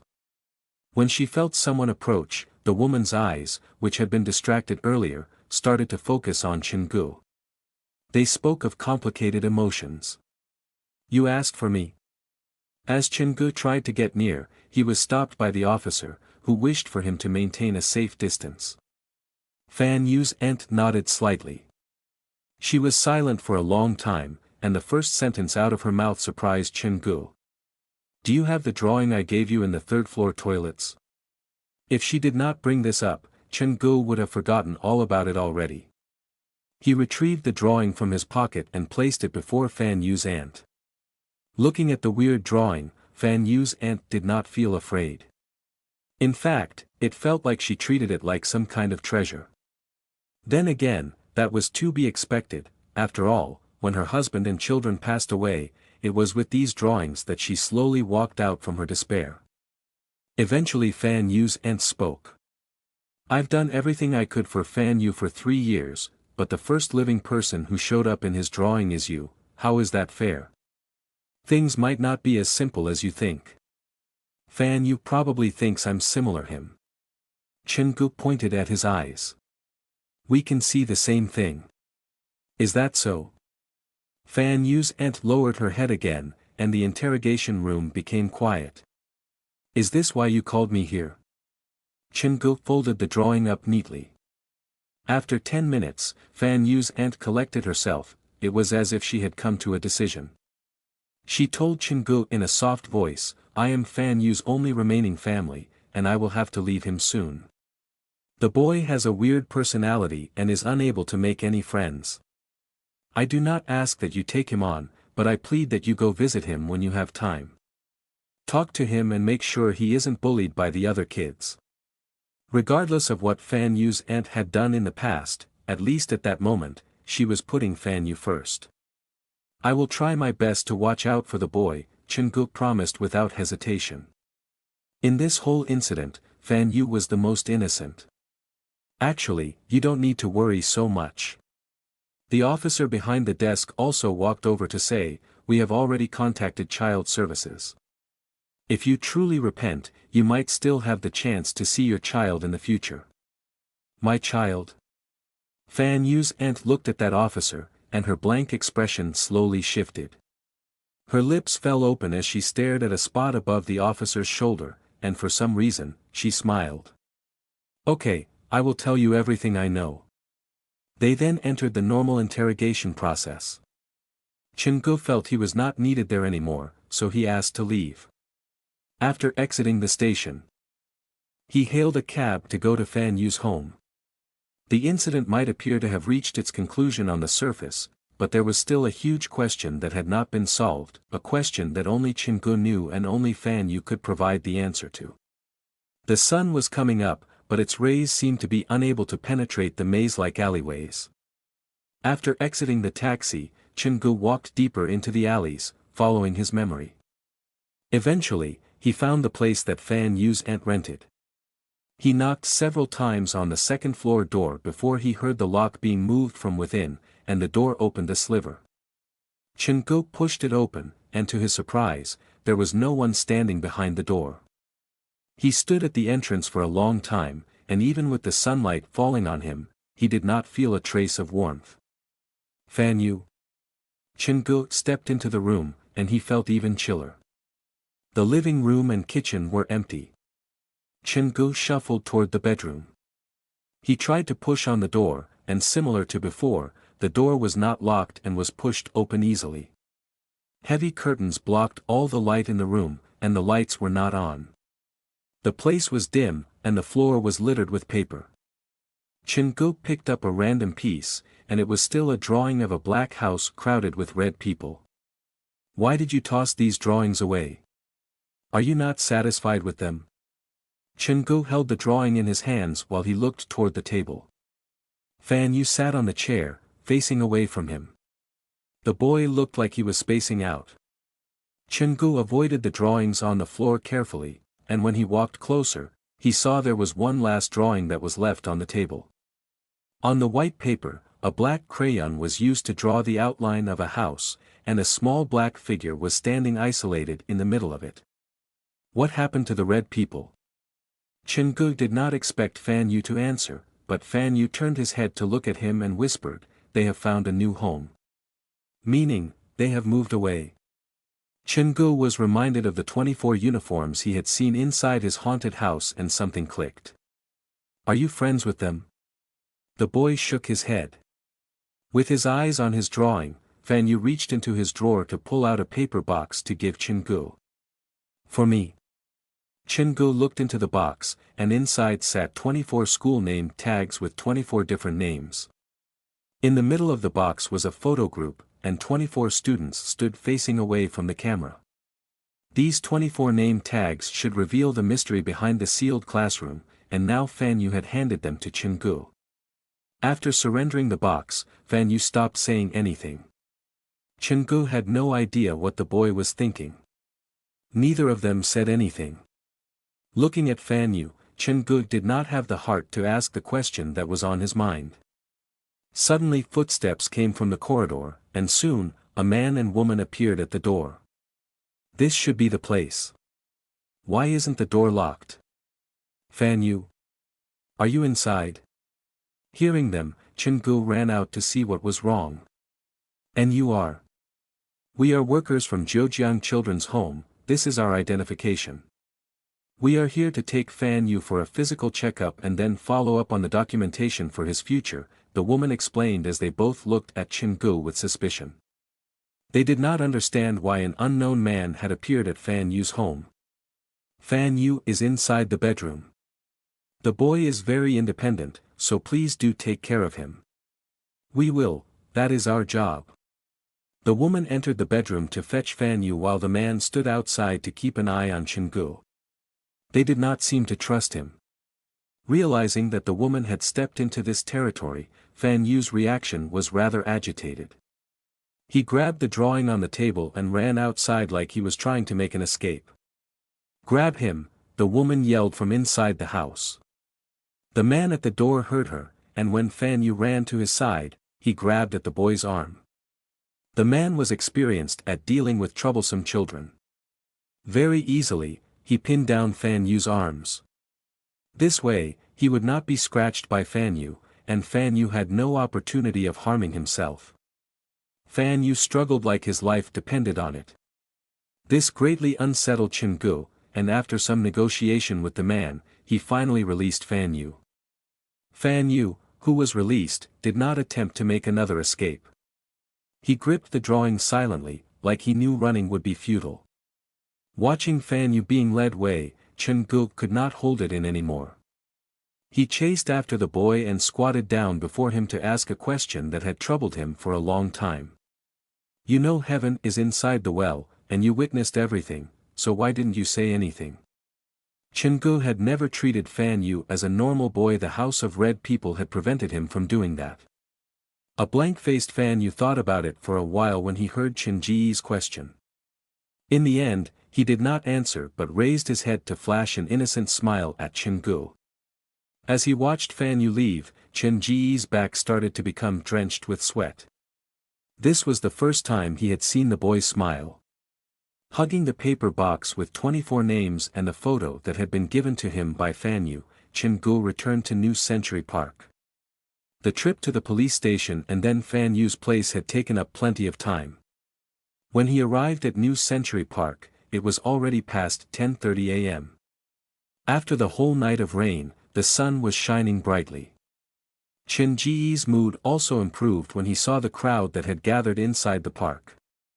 As he entered the park, he immediately noticed the crowd that had formed outside his haunted house. Initially, he had thought those were customers, but he realized he was wrong when he got closer.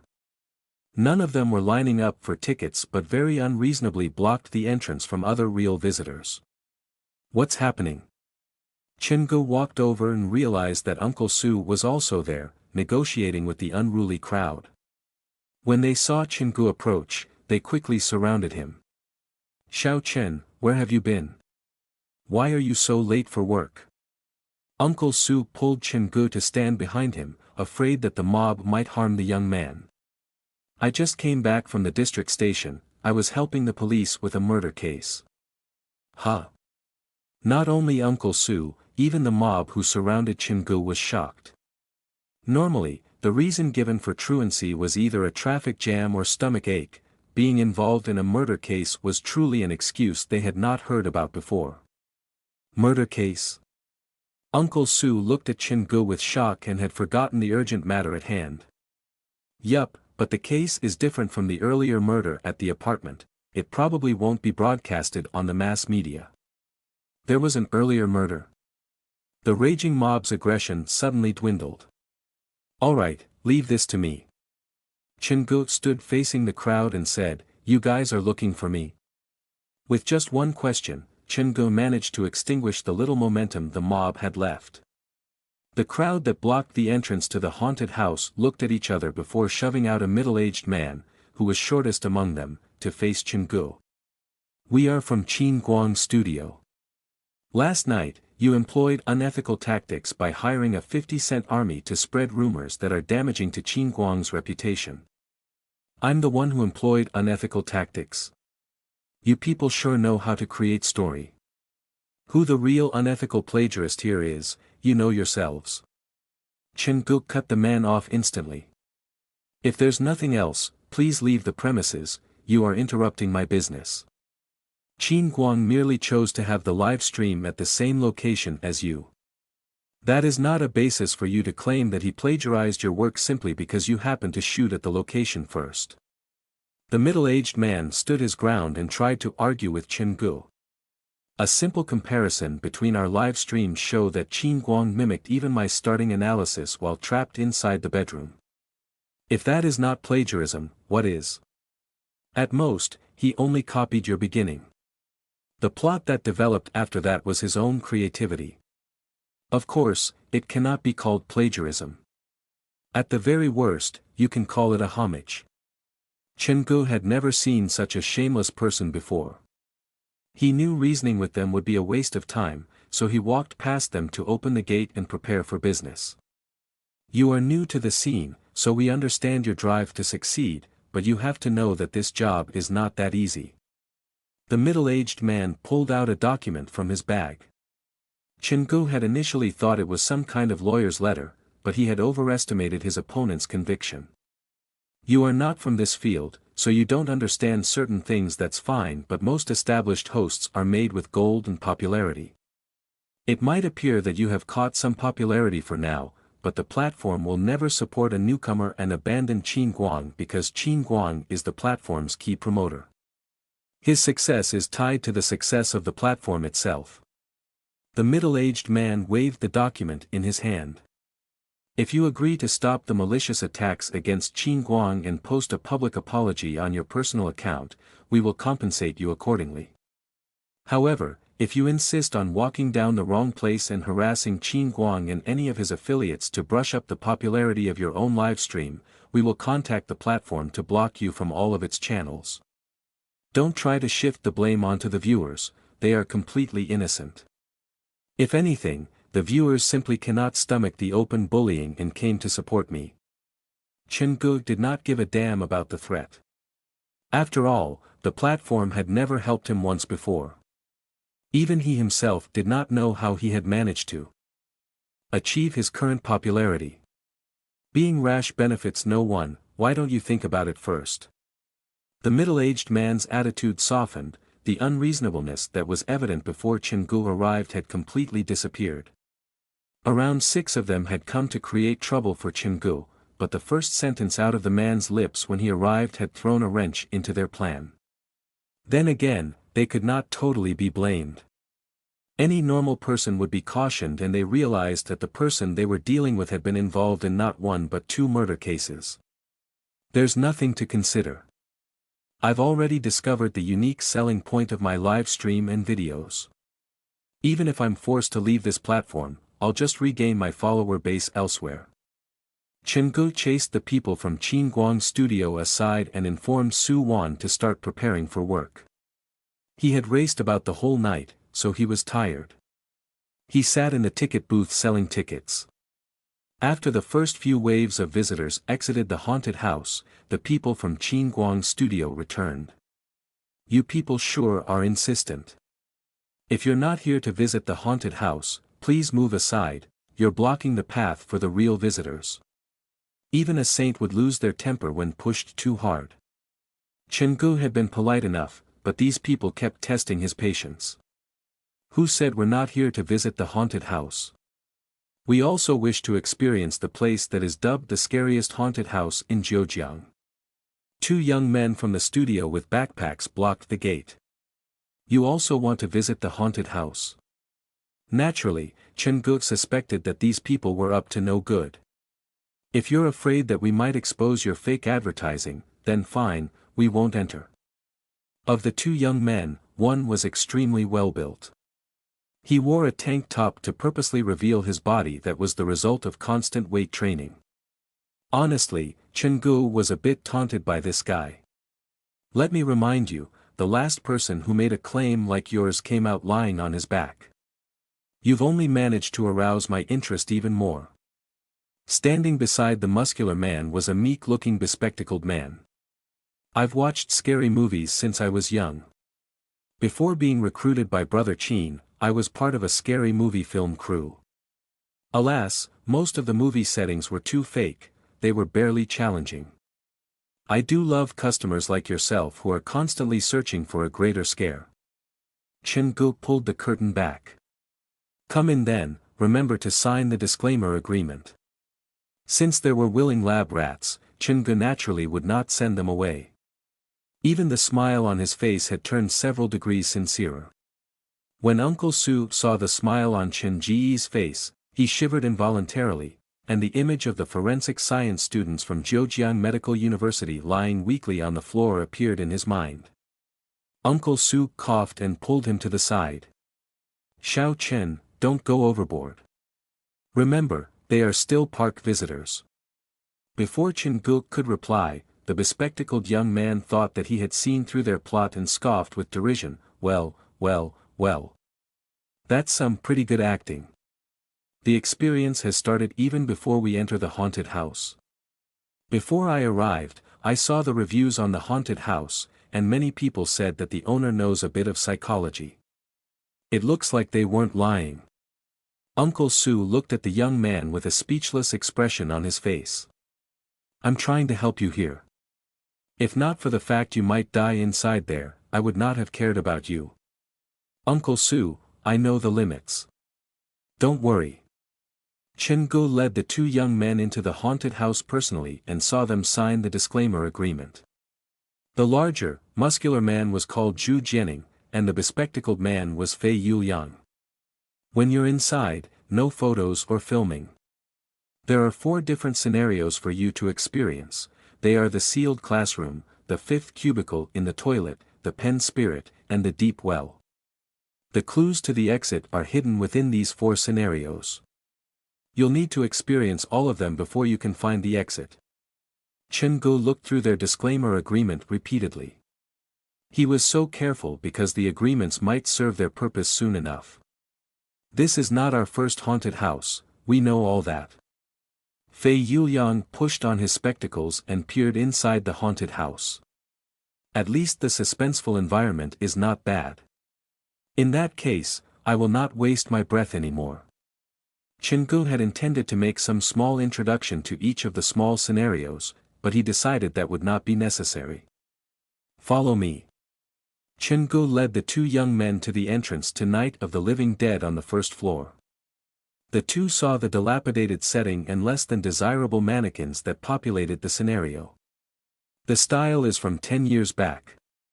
Honestly, with set pieces like these, I feel like I can sue you for overcharging me for the entrance ticket. Zhu Jianing and Fei Yuliang wandered into the Night of the Living Dead scenario and touched the dust that had gathered on the mannequins. Just how long has this place been deserted? Looks like the business is dying.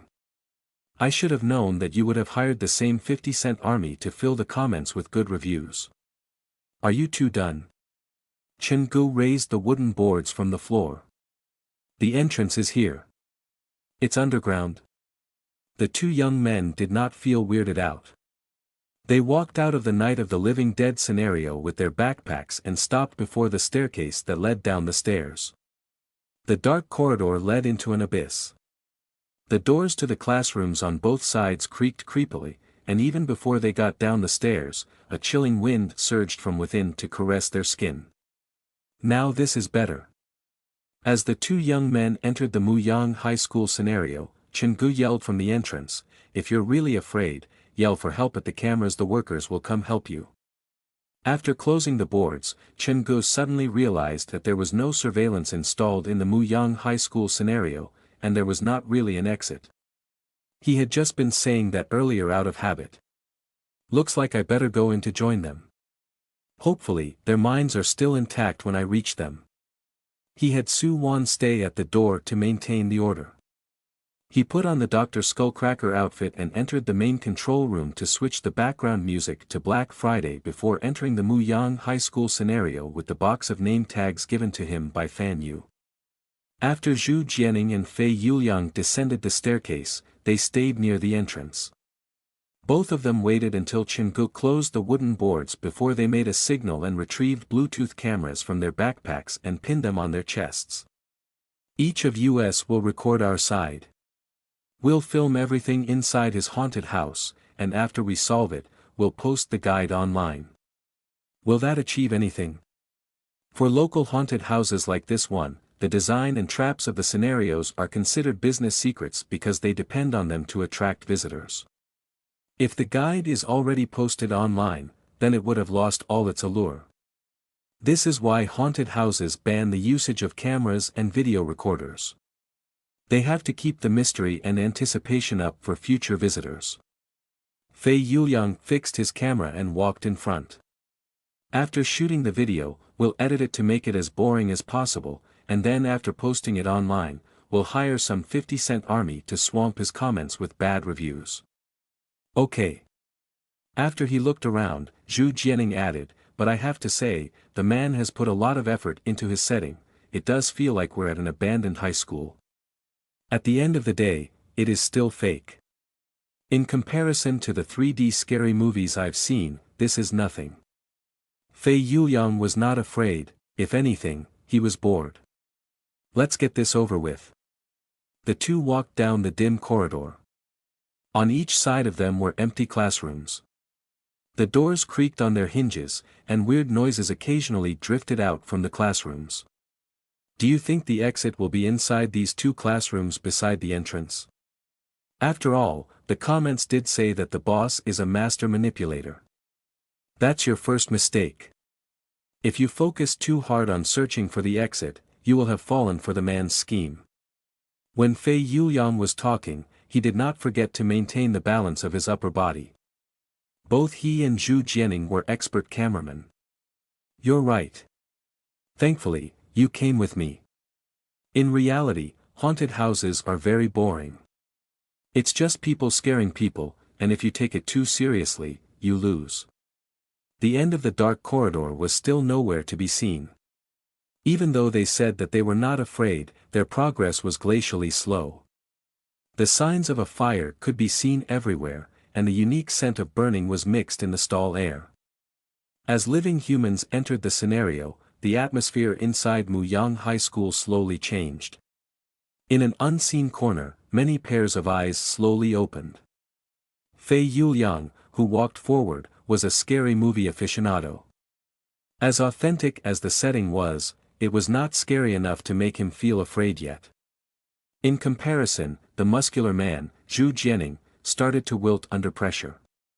He hid himself behind Fei Yuliang, and his eyes kept wandering about to the dark corners. The background music was not that scary, but it made his heart rate race and his breathing uneven. Fei Yuliang suddenly stopped, causing Zhu Jianing to walk into the man's back. What's wrong? Zhu Jianing said in a volume that he did not realize had become a whisper. This classroom, it's different from the rest. Fei Yuliang stood at the door of the sealed classroom. Looking at the dark-colored uniforms that filled the chairs, he had a weird feeling that the classroom was filled with students. There are all these uniforms. Zhu Jianing was even more scared than Fei Yuliang. Just a glance through the window was enough to make him shiver. Should we go to someplace else first? Don't be scared. A worker at the haunted house should be hiding inside this room, and that's why its decor is different from the others. Fei Yuliang could still maintain his calmness. The man said that we must experience the 4 scenarios, and this should be one of them. This is the selling point of the haunted house. We have to record it and then solve it so that we can post it online. While he was talking, the door slowly opened on its own like being moved by an invisible hand. There must be some kind of control mechanism. It's common equipment used in the shooting of scary movies. Fei Yuliang slapped Zhu Jianing on his arm. Come on, let's go catch some ghosts. You're right, but Zhu Jianing said with a head full of cold sweat, I've taken a look around, and there are only school uniforms inside the room. There's no space for anyone to hide. There's probably some hidden compartment. Be careful. This means that the actor might come out to scare you from unexpected corners. Fei Yuliang and Zhu Jianing dawdled outside the classroom for a long time before finally entering it. The sealed classroom was a place that even Chen Ge did not want to stay in for long, but Fei Yuliang and Zhu Jianing entered it easily. There was a weird smell in the air. Entering the room was like going underwater. There was an inexplicable pressure pressing down on them, causing their breathing to become rather uneven. Yuliang, should I wait for you outside? The classroom was darker than the corridor. Zhu Jianing, who stood behind Fei Yuliang, had a frightened grimace on his face, and his forehead was covered with sweat. What did we promise each other before entering the haunted house? We said we'd never abandon each now, but now you're already giving up. Fei Yuliang was getting increasingly agitated. The uniforms that littered the room were not unlike the props that were used in scary movies. For some reason, he felt apprehensive about going near them. Zhu Jianing did not notice that his teammates' confidence had been shattered. He whispered from behind him, "Where do you think the haunted house's worker will be hiding? Will they jump up from underneath the uniforms?"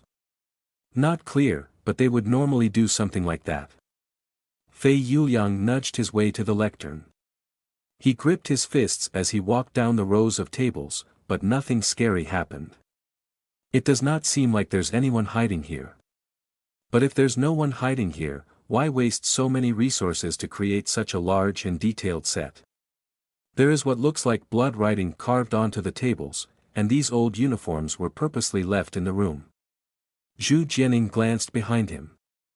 "Furthermore, the door opened on its own earlier like it was inviting us to come in. It was probably the wind." Fei Yuliang turned to glare at Zhu Jianing. "If you have the time to mumble this nonsense, come and help me look for the hidden mechanism or trick." "Don't be mad, I'm just helping you analyze the situation." Zhu Jianing headed in the other direction of the room. Due to his large body, when he walked past one of tables, he accidentally knocked one of the uniforms to the floor.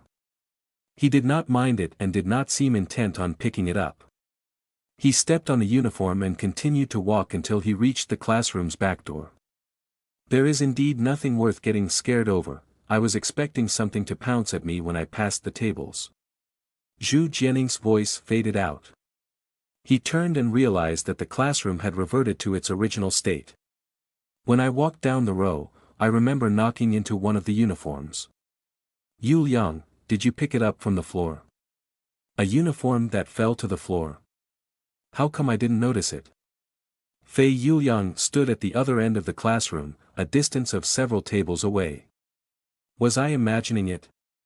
Zhu Jianing walked back up the row. He stood beside the table that was situated at the center of the room. "I remember it was this uniform that fell to the floor." He picked the uniform up and waved it once. A weird odor drifted out from it. It smelled like rotten fish. "This is weird." Zhu Jianing dropped the uniform onto the table and squatted down to inspect the table and chair for hidden mechanisms. He shook the table, and everything seemed normal. Just as he was about to move on, the sound of marbles came from inside the drawer. "There's something inside." Zhu Jianing bent down and leaned into the mouth of the drawer.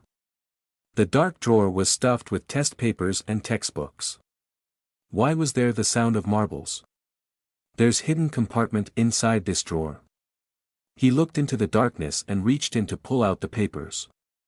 He only pulled out the first one when he saw two round eyes staring right at him from behind the paper. The sudden scare caused Zhu Jianing, who was half squatted, to stumble back and knock the two tables behind him out of position. "What's wrong?" The commotion shocked Fei Yuliang, who was also in the room. "There's someone inside the drawer." Zhu Jianing tried to crawl up from the floor, but his limbs failed him. His face was drained of blood. "Have you lost your mind? How can a person fit inside a drawer?" Fei Yuliang cursed as he went to help his teammate. "It's probably some kind of prop." He pulled out the papers and textbooks from inside the drawer and dropped them onto the floor. "Take a look. Don't be such a scaredy cat, there's nothing inside." After 10 seconds to calm himself down, Zhu Jianing finally climbed up from the floor. "But I really saw a pair of eyes. I'm not lying.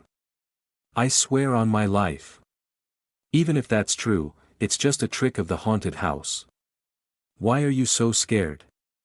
Fei Yuliang was not that scared to begin with, but what Zhu Jianing said did unsettle him a little. "Fine, let's leave this room for now." The pair escaped in a hurry, leaving behind a trail of chaos. "Do we need to continue?" Zhu Jianing asked. Looking at the corridor that seemingly had no end, his heart was quivering. "You're giving up in less than 5 minutes. We're here to ruin this place, not to do promotion for this haunted house." Fei Yuliang had half a mind to kick Zhu Jianing. "Get a hold of yourself. Why are you acting all scared like a little girl? How are you going to answer to your muscles?" Then he continued to move forward. Even though Zhu Jianing was afraid, it would be worse to be abandoned or labeled a traitor of Qin Guang's studio, so he powered on. As he moved forward, he looked over his shoulder. When he saw the door to the sealed classroom slowly open again, he quickly caught up to Fei Yuliang and hissed, "Let's go, it feels like something is coming out from that classroom." The pair ran forward in a hurry. They ignored the toilet and arrived at the first junction. Just how big is this set? There's even a choice of paths. Zhu Jianing had completely given up, and Fei Yuliang was frowning deeply. He loved scary movies and had visited many haunted houses in his life, but this was the first time he had encountered such a haunted house. They had not seen any haunted house workers in ghost costumes, but the feeling of fear refused to leave. The longer they remained, the stronger that feeling became. In the haunted houses that he visited in the past, he could still see the ghosts, and with the appearance of the ghosts, he would feel much better because all those ghosts were actors hired by the haunted house. It told him that the place was fake, it was all a human creation. However, the haunted house he was in that day had completely upended his preconception of haunted houses. There were no actors so far, but it had managed to create an inexplicable feeling of suspenseful fear, like something incredibly scary might happen at any moment. Let's try this way. The corridor narrowed as Fei Yuliang and Zhu Jianing headed toward the female dormitory. The front few rooms were not scary, and their emotions slowly relaxed as the fear surrounding their hearts slowly disappeared. Then they entered the room with the pen spirit game. In the female bedroom that was preserved like a crime scene, 4 chairs stood side by side, and several pieces of white paper as well as a ballpoint pen that was glued together with tape sat on one of the chairs. "This bedroom feels different from the rest," Zhu Jianing commented at the door. The man seemed like he was about to run at any moment. "It has that escape the room feel. The clues to the exit are probably hidden here as well, right?" "No idea, this is the first time I've visited a haunted house that gave its visitors such a great degree of freedom.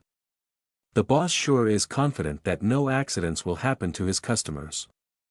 Fei Yuliang walked to the chairs and picked up a random piece of white paper. On it was written, "When will I die? How will I die? Who will be the next to die?" This looks like the pen spirit game, but Fei Yuliang turned to look at the ballpoint pen on the chair. Isn't this pen a bit too unconventional? Does it contain some kind of hidden mechanism? Zhu Jianing also walked over to hold the pen in his palm. He pressed on it for several times and almost broke the pen. "It seems like a normal pen to me. Do you still remember what the haunted house boss said before we came in? There are 4 scenarios in the haunted house, and we have to experience them all before we can get the clues to the exit." "That's right. The clues are hidden in the 4 small scenarios. Let's take a closer look around. In my experience, there's probably a key or paper note hidden inside this bedroom." The bedroom was small, and the pair searched every corner but came up with nothing. This haunted house is not that easy to unlock, and the design are incredibly detailed. Fei Yuliang placed the paper on the table. 3 of them had writing on, but 1 was left blank. Does this mean that we have to play the pen spirit game at least once before we can get the answer?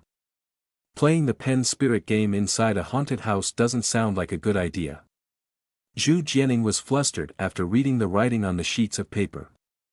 Of the 4 scenarios, this one seems the simplest. If you don't want to do this, we'll need to go back to that classroom. Would you prefer that? Fei Yuliang waved his hand impatiently. Plus, do you really think there is a pen spirit in this world? Get over here. We'll try it once, and if it doesn't work, we'll leave. Fei Yuliang felt something was off, and he felt weirdly uncomfortable, like something was grasping his heart. Zhu Yuliang unwillingly walked toward Fei Yuliang. They stood on opposite sides of the chairs. "But I don't know how the game works." "Don't worry, I've seen many movies about the pen spirit. I've even tried it out a few times at home. It's just a trick and can be scientifically explained." Fei Yuliang straightened the pen and hovered it over the single paper that was empty. "Cross your fingers over mine and grab the pen tightly." "Okay." Zhu Jianing squatted down beside the chair and did what he was told. Now what? Just be quiet. Fei Yuliang wrote down yes and no on the white paper. When the bedroom became completely quiet, he started to chant, Pen Spirit, you are my spirit from my previous life, and I am your spirit in this life. If you are with us, please draw a circle on the paper. As he finished, a cold blast of wind suddenly shook the half-open door of the bedroom. The dilapidated door slowly opened to reveal the empty and dim corridor. Zhu Jianing shivered and shrunk involuntarily into the room. Stop moving. Fei Yuliang stared at the sharp end of the pen, his body frozen like a statue. The chilling wind streamed through the bedroom. The paper on the floor fluttered like an invisible hand was flipping through them. The temperature dropped, and coldness seeped up from their ankles. When someone is asked to hold the same position under a highly stressful situation, one's senses would be heightened. This was not unlike a form of torture for the pair who was in the middle of the pen spirit game. The decrepit bedroom seemed to turn darker, and the dirted bedsheet moved in the wind like something was crawling out from underneath the bed. 10 minutes later, the pair's hands, which hung in midair, started to tremble, and a series of dots started to appear on the paper. Zhu Jianing could not help but ask, as the pen spirit arrived. He could not withstand this kind of tense atmosphere. Many movies set the time for pen spirit to appear after 10 minutes. If there's no reaction within 10 minutes, it means that the game has failed, but this is a made-up rule. Often, people think that the pen spirit has arrived, but in reality, it is merely a psychological effect, Fei Yuliang said to calm his teammate. This place is one of the 4 scenarios mentioned by the boss. We'll try to follow his rules for now and see what kind of tricks he can play on us. As he finished, the ballpoint pen in their hands moved. It was a slight movement, but both of them felt it. Was that you? Both asked at the same time, and they managed to see the shock registered on the other person's face. It wasn't me, Zhu Jianing denied in a hurry. He had completely recovered from the fear brought on by the pair of eyes, and now this happened. He was in a highly tense state. Yuliang, do you think the real pen spirit has arrived? Don't be silly. The pen spirit game utilizes the game's format and the environment to create psychological pressure. The elongated time of maintaining a constant posture will cause the pen to appear like it has moved on its own, even though it is actually the result of our bodies reacting to the environmental and physiological stimulus, Fei Yuliang stated in a tone that sounded like he was persuading himself. Our subconscious imagines that the pen has moved, and it has influenced our conscious mind. However, as he finished, the pen moved again, and it was very obvious this time. The pair looked at each other before both turned toward the paper in unison. The little dots on the paper were connected by a line to form an irregular circle. It's really here. Zhu Jianing's first reaction was to pull his hand back, but he was stopped by Fei Yuliang. Whether or not it is the real pen spirit, we have to continue this game. Why? If it is the real pen spirit, if we end the game without sending it off, we'll be cursed by the spirit until we die. If it is fake, then there is no reason for us to be afraid, and everything is just a trick arranged by the boss to scare us. Then what shall we do next? Try to ask it some questions, and then send the pen spirit away, Fei Yuliang said calmly. What kind of questions we should ask? Questions like the ones written on the other paper.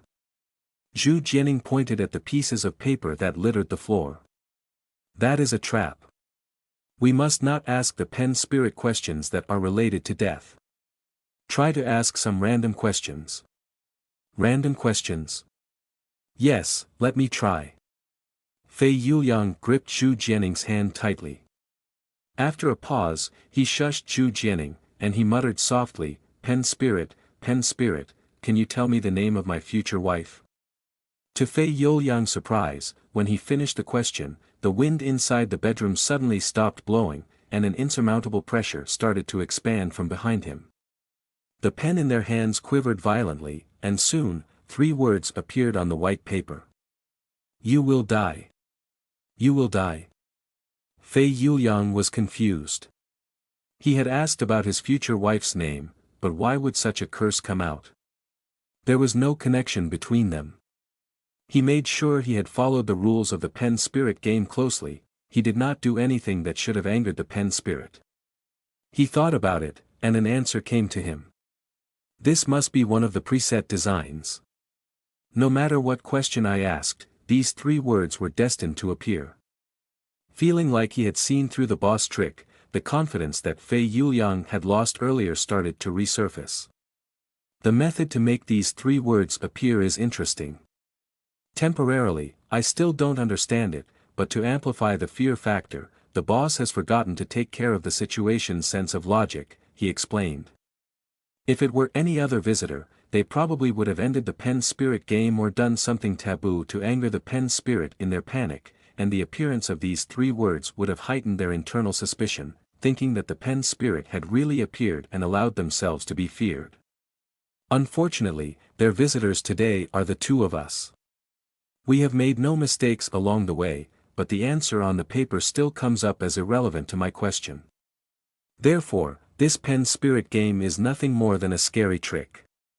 Even after his long explanation, Fei Yuliang realized that Zhu Jianing still had not responded, making him feel like he was talking to a wall.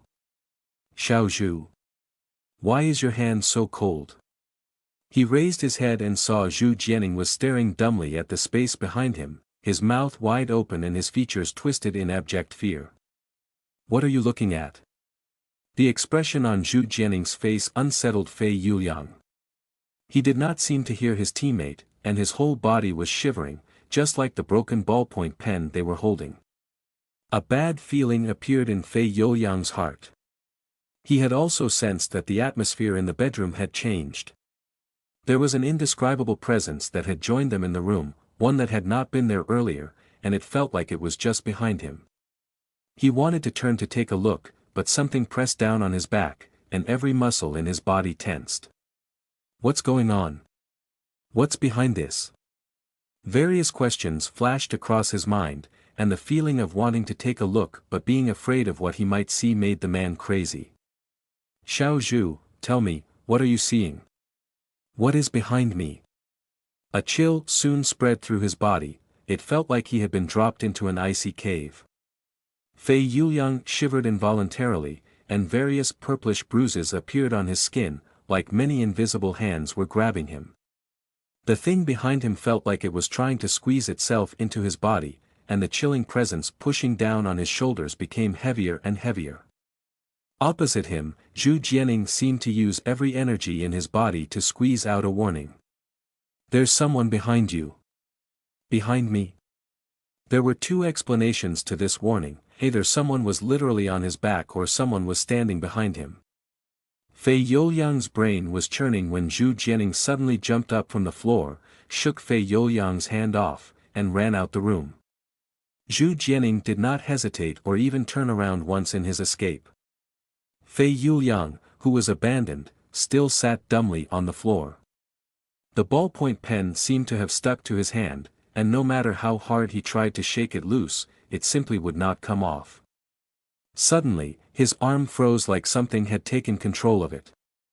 Then the pen started to move on its own to write on the white paper. You will die. You will die. You will die. The series of blood-red curses appeared on the white paper. Zhu Jianing had already left, and the one holding the pen was himself. He was certain that he did not move his hand, so this meant that these curses were written by something else in the room. Even at a time like that, Fei Yuliang still managed to maintain his cool. He was an adrenaline junkie, and he did not believe in ghosts. He believed in the rationality and logic of science above all else. The thing that Xiao Zhu saw is probably some 3D imaging. Since the chairs are arranged in such a manner, it means that the position of the pen spirit game is constant. With the careful manipulation of angles, it would create an authentic-looking effect. That should be the tactic employed there, but why would my body be shaking? He admitted that he had underestimated this broken ballpoint pen and the haunted house in general. If given another chance, he would not have entered the haunted house with so little preparation, and he definitely would have picked a better partner. The chill on his back continued to spread. As if depleted, the pen in Fei Youliang's palm finally collapsed and broke into pieces after it finished the crazy scrawls. When the pen left his palm, the last word it wrote was, "Die." "Is it over?" Fei Yuliang felt his senses returning to his arm. It was then that he finally sighed in relief. His muscles were still rather frozen. He wanted to work some temperature into them, but he realized the pressure on his shoulders had not left, and he was still unable to move. He had thought he had survived the pen spirit game, but the real experience had just started. "Why can't I move still?" Fei Yuliang creaked his neck inch by inch to look over his shoulder. His eyes were narrowed into slits, and he was fully prepared, but when he turned, he saw there was nothing behind him. It was all for naught. But then why would Xiao Zhu react in such a crazy manner? What did he actually see? Fei Youliang's mind churned hastily, and the pressure on his shoulders increased like someone was stepping on them. Shoulders? Stepping on them? An image flashed through his mind, and Fei Yuliang slowly raised his head. Raven black hair falling all over her head, her face bloated from asphyxiation, the eyes popping out of her pockets, anger rimming the edges.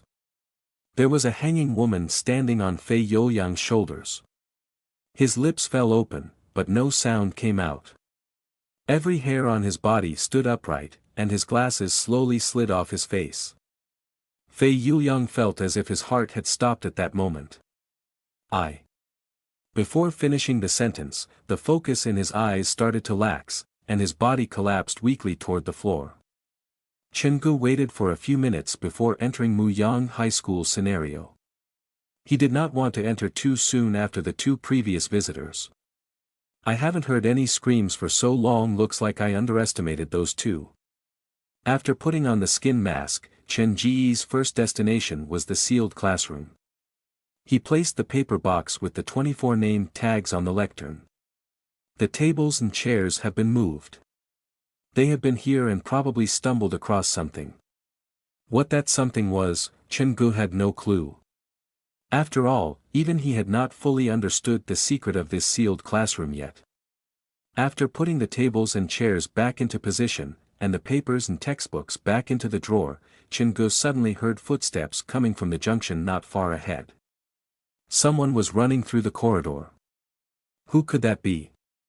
He put on the bloodied coat and the mask made from multiple human faces and slowly slipped out of the classroom. The footsteps sounded hurried, like the person was running away from some scary beast. When Chingu exited the classroom, he saw the person responsible for it. The 1.8-meter tall Zhu Jianing rushed out of the female dormitory, screaming for dear life. His face was blanched, and he raced down the corridor like a mad bull. What's going on? Based on his running direction, he probably ran into something scary inside the female dormitory, but there's nothing scary inside the female bedrooms. Zhu Jianing was already scared out of his mind before Chingu even did anything. This gave Chingu a sense of helplessness. Didn't they say they're not afraid of anything? Weren't they very calm when they entered the scenario? Why is he running amok like a rabid dog now?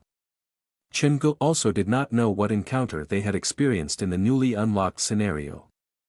For the sake of safety, he decided to intercept Zhu Jianing to ask him for details.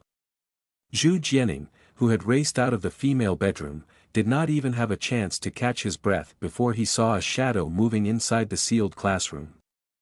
The school uniform has come alive, the thought appeared in his mind immediately. He was racing so fast that he did not have the momentum to stop himself. When he reached the classroom door, he saw a bloody shadow slide out from the classroom. Time slowed for Zhu Jianing. His gaze fell on the person's face. It was a face sewn together by many different faces, and every single one of them captured emotions of fear, terror, and pain. I knew the classroom was not safe. Unable to stop himself, Zhu Jianing ran directly into the wall of the corridor. Ignoring the pain that shot through his body, he pushed himself off the wall and turned to run. The combination of pain and fear had muddled his mind. Without seeing where he was going, Zhu Jianing saw the first exit and he rushed into it. When he entered, he realized it was the corner toilet. Why would he trap himself? Chingu was becoming more and more curious about what exactly this man stumbled across in the female bedroom. Also, why is he alone? Where is his friend? After giving it some thought, Chingu thought it was best if he could get the answer directly from the man. He touched the skin mask on his face before entering the toilet. It was not until he was inside the toilet that Zhu Jianing realized he had taken the wrong turn, but there was nothing else he could do. He yanked open a random cubicle, which was the fourth one, and hid inside it. He clamped his palm over his mouth and squeezed his muscular body to fit beside the toilet, his heart racing and his pupils darting about nervously. Zhu Jianing was really scared out of his mind. When they were playing the pen spirit game, he had sat across from Fei Yuliang, and while his friend was busy analyzing, he had seen the pen spirit slowly appear behind Fei Yuliang. When the woman's bloated face appeared in his mind, he also felt like the air was getting sucked out of his lungs. That wasn't an actor. This haunted house is really haunted. They had searched the bedroom, including under the bed, before starting the game. They were sure there was no one hiding inside the room. That poor woman had appeared out of thin air. It has to be a ghost. The woman's face refused to leave Zhu Jianing's mind. Even when he closed his eyes, the woman could be seen swaying from the hanging rope. He felt extremely helpless as he leaned against the wall. He felt weirdly exposed. Yuliang is still inside the room. The ghost was standing on his shoulders. A scene like that wouldn't appear in real life, would it? Zhu Jianing took several deep breaths. He felt like he was going lightheaded from a lack of oxygen. I need to contact the people outside. This haunted house is problematic. He tried to tell himself not to be afraid, but his muscular arms kept shivering. He rummaged in his backpack for a long time before he found his phone. Xiao Zhu. Why are you calling me? Are you guys done with the video? The squat middle-aged man's voice came from the other end. Brother Yuan, please come in to help me. There are actual ghosts inside this haunted house. Zhu Jianing's voice was trembled with tears. I don't know how much longer I can hold on. There are God knows how many ghosts looking for me. Isn't it normal for haunted house to have ghosts? The middle-aged man thought Zhu Jianing was joking. Not ghosts played by actors but actual ghosts. Zhu Jianing hissed urgently. He did not dare raise his voice lest the ghosts outside heard him. The middle-aged man finally noticed the seriousness in Zhu Jianing's voice. Give the phone to Yuliang, let me talk to him. Brother Liang was possessed by the ghost, he is still trapped inside that cursed bedroom. Possessed? I saw it with my own eyes, the ghost was standing on his shoulders. It was a hanging ghost, the face was purplish-white, and her eyes were popping out from their sockets. Standing on his shoulders. You guys were assaulted by the workers. Okay. We're going in now. Not the workers, it's real ghost. There are no worker inside this haunted house. Before Zhu Jianing could finish, footsteps came from the toilet entrance. Has the ghost entered? What are you talking about? Hello. The middle-aged man's voice came from the phone.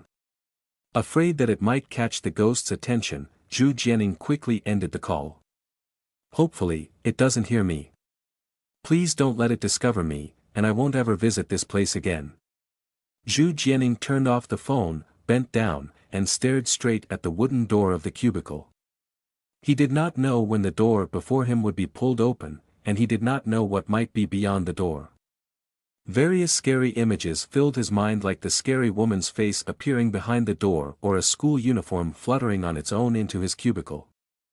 What should I do? Brother Yuan, please come soon. He prayed to himself. The sound of footsteps came closer and closer. Creak. The door to the first cubicle was pushed open. The old wooden door creaked audibly, and it caused Zhu Jianing to hold his breath in fear. After a small pause, the second cubicle door was pushed open. It's getting closer. After another long pause, as he expected, the third door was pushed open. It's right next to me. It'll open this door soon. The muscles all over Zhu Jianing's body tensed. Fear and terror were tormenting his sanity. Time trickled by, but weirdly enough, no one opened the door to his cubicle. He waited for half a minute, and the door to his cubicle was still unmoved. It left. He gathered all his courage to pull open the door a sliver. There was nothing outside. It really left. He pushed the door slowly open, and there was really no one outside. That was lucky. I was almost discovered. After sighing in relief, Zhu Jianing called the middle-aged man's number again. As the light shone on his phone, he saw something reflected on the phone display. He looked behind him, and on top of the door of the third cubicle, a disjointed face was silently looking at him. The phone slid through his fingers and landed on the floor. A voice could still be heard on the other end. Youliang's phone is not reachable. What happened to you guys in there? Xiao Zhu. Can you hear me? Zhu Jianing. Are you alright? Talk to me. Of course, Zhu Jianing could hear him, but at that moment, he had lost the power of speech. His pupils rolled back, and Zhu Jianing slithered to the floor like wet laundry. Didn't I warn you not to take pictures and videos inside the haunted house? Why didn't you listen? Chen Gu removed his mask and placed it inside his pocket.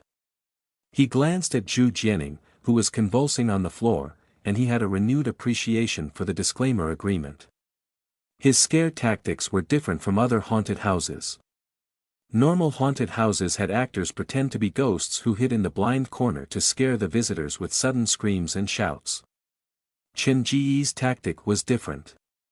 His focus was on the creation of the atmosphere, and he allowed the visitors to walk into the scare on their own. The whole process was foolproof and could not be detected earlier. Even when the visitors were already prepared, they would still be scared. Zhu Jianing was the perfect example. The fear inside his heart which had no place to release was like an ice cube lodged in his throat, stopping his breath and chilling his bones. Chen Gu exited the third cubicle, picked up the phone, and slid it inside Zhu Jianing's pocket before dragging the man out of the toilet and depositing him in the corridor. Why haven't the spasms stopped? But he's still breathing, so he should be fine. Chen Zhen applied pressure to the man's temples, and when Zhu Jianing's pupils regained focus, he said, "Can you hear me? Where is your friend who came in with you?" There was no answer, so Chen Gu had to give up on the man. Stay put, or else you might run into an actual ghost. He was afraid that he might scare the other person dumb as well, so Chen Gu removed his bloodied outfit and carried it in his arm. This man came running out from the female dormitory, so his friend should be there. Chen Gu ran toward the dormitory, but even after he searched through all the bedrooms, he could not find Fei Yuliang. Where did he go? He stopped at the room with the pen spirit. The pen that he had fixed with tape was broken once more and was lying on the floor. There is no sign of fighting in the room, so where could the bespectacled man have gone? Chen Gu exited the female dormitory and reached the junction. Could he have gone down the other way? The other route led to the Deep Welm school office. The road was uneven, and after passing several offices, Chen Gu finally found Fei Yuliang. The man's condition was even worse than Zhu Jianing's. There was white foam around his lips, and his glasses were shattered. However, the most curious thing was that he was lying near the well at the end of the corridor with one of his hands holding the edge of the well like he was going to haul himself into it. What in the world happened to this guy? Looks like he has angered more than just the pen spirit. There was no surveillance in this new scenario, so Chen Gu had no idea what had happened to Fei Yuliang. Looking at the man's worse-for-wear condition, Chen Gu very kindly checked his pulse. The man's condition is very similar to He San's when he first visited the haunted house. I'd better get him out of here first. After wasting plenty of energy, Chen Gu finally managed to drag the two to the scenario entrance. Prying open the wooden boards, He just finished dragging the two onto the first floor when he heard the sound of an argument coming from outside the haunted house. It sounded like the people from Qin Guang's studio were attempting to barge into the haunted house. So much trouble today. With one arm under each visitor, he dragged the two out of the haunted house. Chen Ge dropped Fei Yuliang and Zhu Jianing before the people from Qin Guang's studio. His eyes scanned the lot of them as he demanded, "What is the commotion about?" Two lively, vibrant men had walked into the haunted house, and two lifeless husks had come out. One of them was even foaming at the mouth. Did he get scared until he vomited? The surrounding crowd immediately took a step back to clear a space for them. Xiao Zhu. Yu Yang. The people from Qin Guang's studio immediately rushed over to help them off the ground. Zhu Jianing was recovering, he now responded to others at least, but his legs were still weak. The serious case was Fei Yuliang. He was not unconscious, because his eyes were wide open, but he did not respond to people calling his name. His expression was blank, and the white foam continued to trail out of the corner of his lips. "What have you done to the both of them?" the middle-aged man demanded angrily. "Why would you ask me? How would I know?" Chen Ge was being honest. When he entered the scenario, the two were already in such a state. "We talked to each other earlier. Xiao Zhu said that your employees stepped on Youyang's shoulders. How dare you allow your workers to assault the visitors? We are definitely going to sue. Who saw my employees assault him?" Chen Ge glanced at the two lying on the floor. "Feel free to call the police. I can guarantee, other than their own hands, you won't be able to find foreign fingerprints on the rest of their bodies.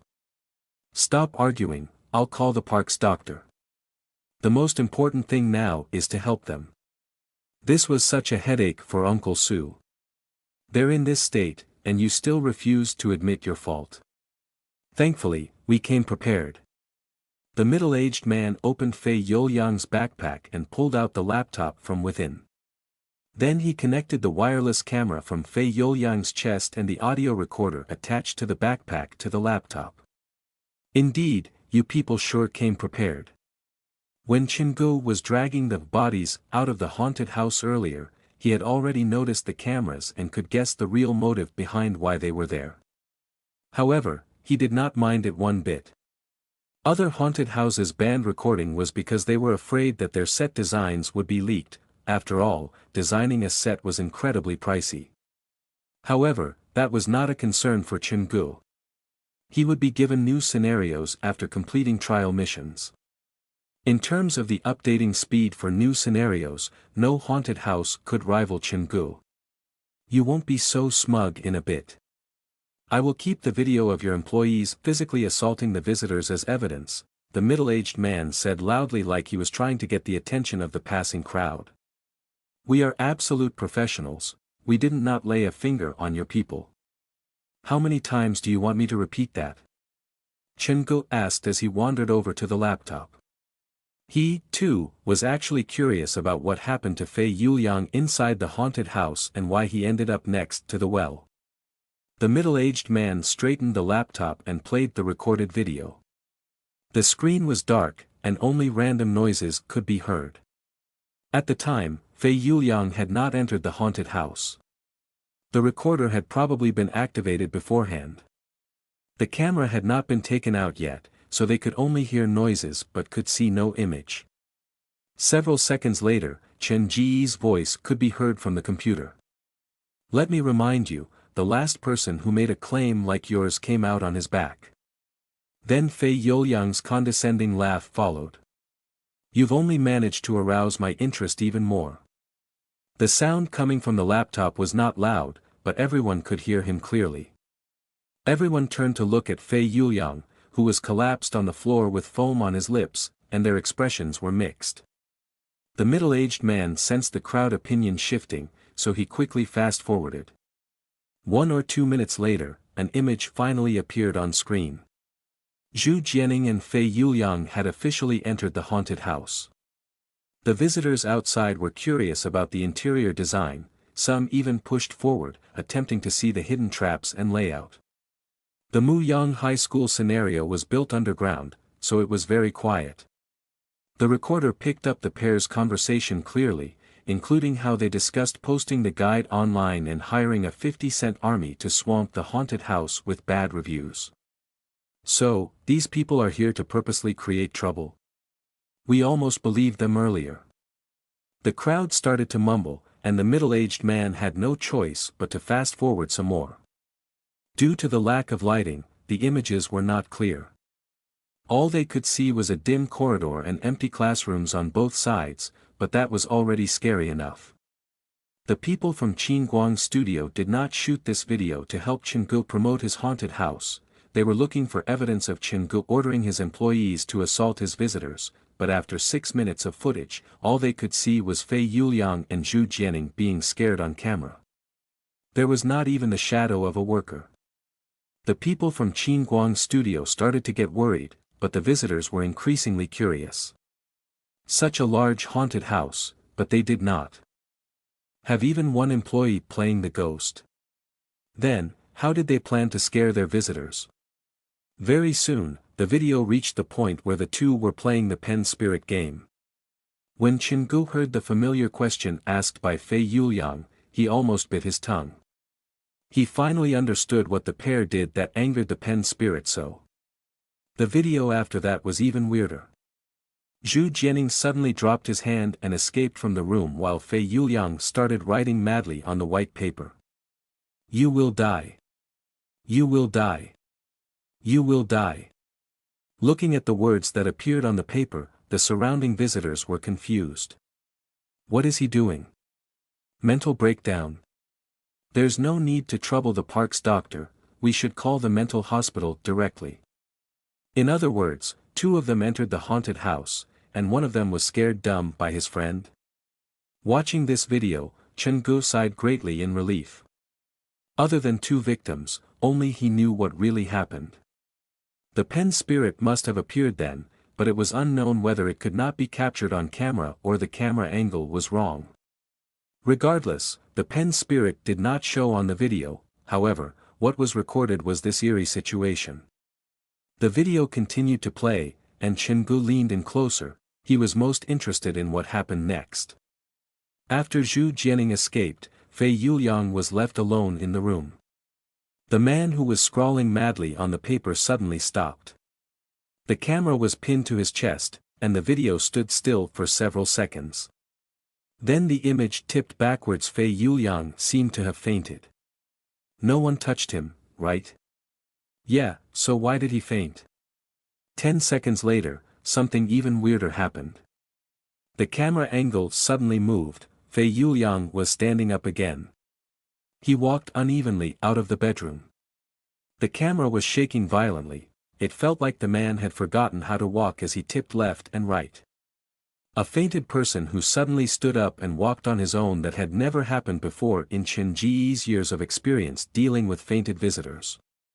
This man had probably been taken over by the pen spirit. Gu did not say anything, but his eyes narrowed. Fei Yuliang soon familiarized himself with his body. A few seconds later, he picked up his speed, and his gait was no different from a normal person's. When he reached the junction, Gu and Zhu Jianing had just entered the toilet. They had brushed past each other just like that. The pen spirit was trying to escape the haunted house. Gu was spooked by the thought. If not for the incident that happened after this, the pen spirit might have successfully escaped.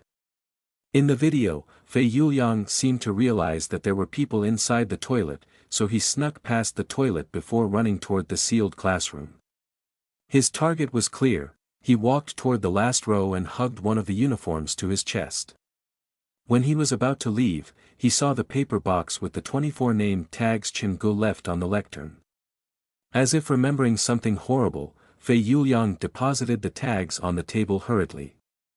After pulling one out and placing it in his pocket, he ran toward the exit.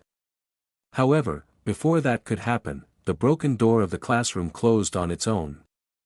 Then, the weirdest part of the video occurred. Fei Yuliang turned around to yell at the empty classroom.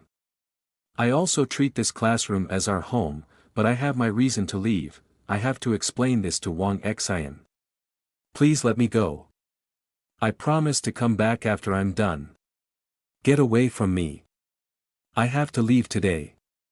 No one is going to stop me. Fei Yuliang maddened screams came from the computer. He yelled angrily at the empty classroom. Let me go. Let me go. The camera kept shaking before falling to the ground like it had been knocked off in a struggle. From that angle, the camera perfectly focused on Fei Yuliang's expression, which was changing madly like there were more than 10 different personalities inside his body at the same time. Several seconds later, the expression on Fei Yuliang's face returned to normal, and the classroom door opened. Without a word, he picked up the camera and replaced it on his chest. Then, like a puppet, he walked toward the deepest part of the Muyang High School scenario. At that time, Chen Ji's black phone vibrated. He pulled his phone out silently before taking several steps back, but he kept his gaze on the laptop. While all this had been happening, he had been inside the corner toilet. There was only a wall between them, but he had not heard any commotion from the classroom next door. It felt like, after the classroom door was closed, the space within shifted to another dimension. The video continued to play. Fei Yuliang, who was moving in an awkward way, took deliberate steps toward the well. He stepped on the edge of the well and started to talk to himself. Are we going to jump? I can understand Chen Yalin's pain, she has her own reason. If I were in her position, I believe I would do the same thing. After all, Wang Xian was her best friend. Then, shall we give her another chance? Fei Yuliang stepped back down from the well. His expression slowly returned to a blank face, and with a tilt of his head, he collapsed to the floor. Around 4 minutes later, Chen Gu arrived. The camera had recorded everything. The first thing Chen Gu did was perform first aid, and everyone watching the video could bear witness to that. The boss didn't do anything wrong. If anything, he was trying to save your friend. We almost blamed an innocent person. The people from Qingguang studio were made speechless. By that time, Chen Gu had retreated to the outer ring of the crowd, and he glanced at the black phone. Dear Spectre's favored. Congratulations on triggering the hidden mission at 2-star scenario, Muyang High School. The Pen Spirit's wish. Mission requirement, find the Pen Spirit's best friend and fulfill its wish. Mission reward, the Pen Spirit's affection level will increase tremendously, and you will have a chance to recruit it as the haunted house's employee. Chen Ji's eyes studied the last sentence closely. Hiring an actual ghost to be his worker was his dream, and he had not expected that the day would arrive so soon. When he first received the black phone, he had been paying extra attention to the My Team of Ghouls and Ghosts tab, but after completing so many missions, the tab had remained empty. Both Xiao Xiao and Zhang Ye could not be hired due to specific reasons. Chen Gu had already given up on that thought. After all, human and ghosts were different. However, it was not as good as he had hoped, since the black phone had now issued this mission. The perks of employing the Pen Spirit were endless. She could predict the future and could scare the visitors without the use of makeup. In Chen Ji's eyes, she was the perfect employee. I shall help the Pen Spirit fulfill her wish. After slipping the black phone back into his pocket, Chen Gu squeezed through the crowd. The few from Qingguang studio were packing up the equipment and laptop. They looked like they were ready to leave. Who said you people can go? Chen Gu walked toward Fei Yuliang and pulled out the name tag from his pocket. The dirted name tag had a woman's name written on it, Chen Yalan. Why would you steal a prop from the haunted house? Chen Gu waved the name tag in the air. Don't tell me, this old name tag belongs to Fei Yuliang. The people from Qingguang studio looked at each other. They did not know what had possessed Fei Yuliang to go to the classroom to steal this name tag either. Xiao Chen, let me handle this. Uncle Su was afraid of conflict, so he quickly came out to block Chen Gu. First things first, I need them to delete all the videos from their laptop, or else they are not leaving this place. Every set inside the haunted house took painstaking effort to build, and I will not allow my effort to go to waste just like that. Uncle Sue also understood the damage that the haunted house would suffer if the video was released to the public. He kept a close eye on the people from Qin Guang's studio as they deleted the video from the laptop, then he led them to the park management. These people's behavior had created a negative influence on the park, and they would be punished according to the park rules. After the few were led away, Chen Gu pushed them out of his mind. In a way, he pitted them from accidentally angering the pen spirit. After they left, Su Wan walked out from the haunted house. "Boss, are we still going to continue for the rest of the day?" "Of course." Chen Gu returned to the ticket booth, and the originally orderly crowd suddenly swamped him. "Brother, how come there is no mention of the school scenario on the public forum? It looks interesting. Is the ticket to visit the school the same price? Can we go in 4 at a time? I haven't been so excited and scared at the same time. Someone hold me." Chen Gu did not expect that the crowd's reaction to the new scenario would be so positive after witnessing what had happened to Fei Yuliang and Zhu Jianing. He glanced at the crowd and realized that most of them were students. "I'm sorry, but due to some accidents, the scenario is temporarily closed for a 2-day maintenance period." Fei Yuliang and Zhu Jianing were the beta testers. From their experience, Chen Gu realized that even without his intervention, the scenario was independent enough to scare the visitors on its own, but there were still too many uncertainties and, thus, a certain risk. It was the same with the murder by midnight scenario initially. The mischievous Xiao Xiao followed behind Monkey and gave the man the scare of his life. It was only after Chen Gu solved the hidden mission in the murder by midnight scenario that the situation improved. To have the lingering spirits inside Muyang High School listen to me, the simplest solution is to complete the scenario's hidden mission. Chen Gu stuck his hand into his pocket, and with his fingers curled around the black phone, he came to a decision. The haunted house continued to operate, the incident with Qin Guang Studios people an interlude that was soon forgotten. Chen Gu was busy until 4 p.m., when the number of park visitors decreased. Chen Gu called Su Wan over and had her get off work early.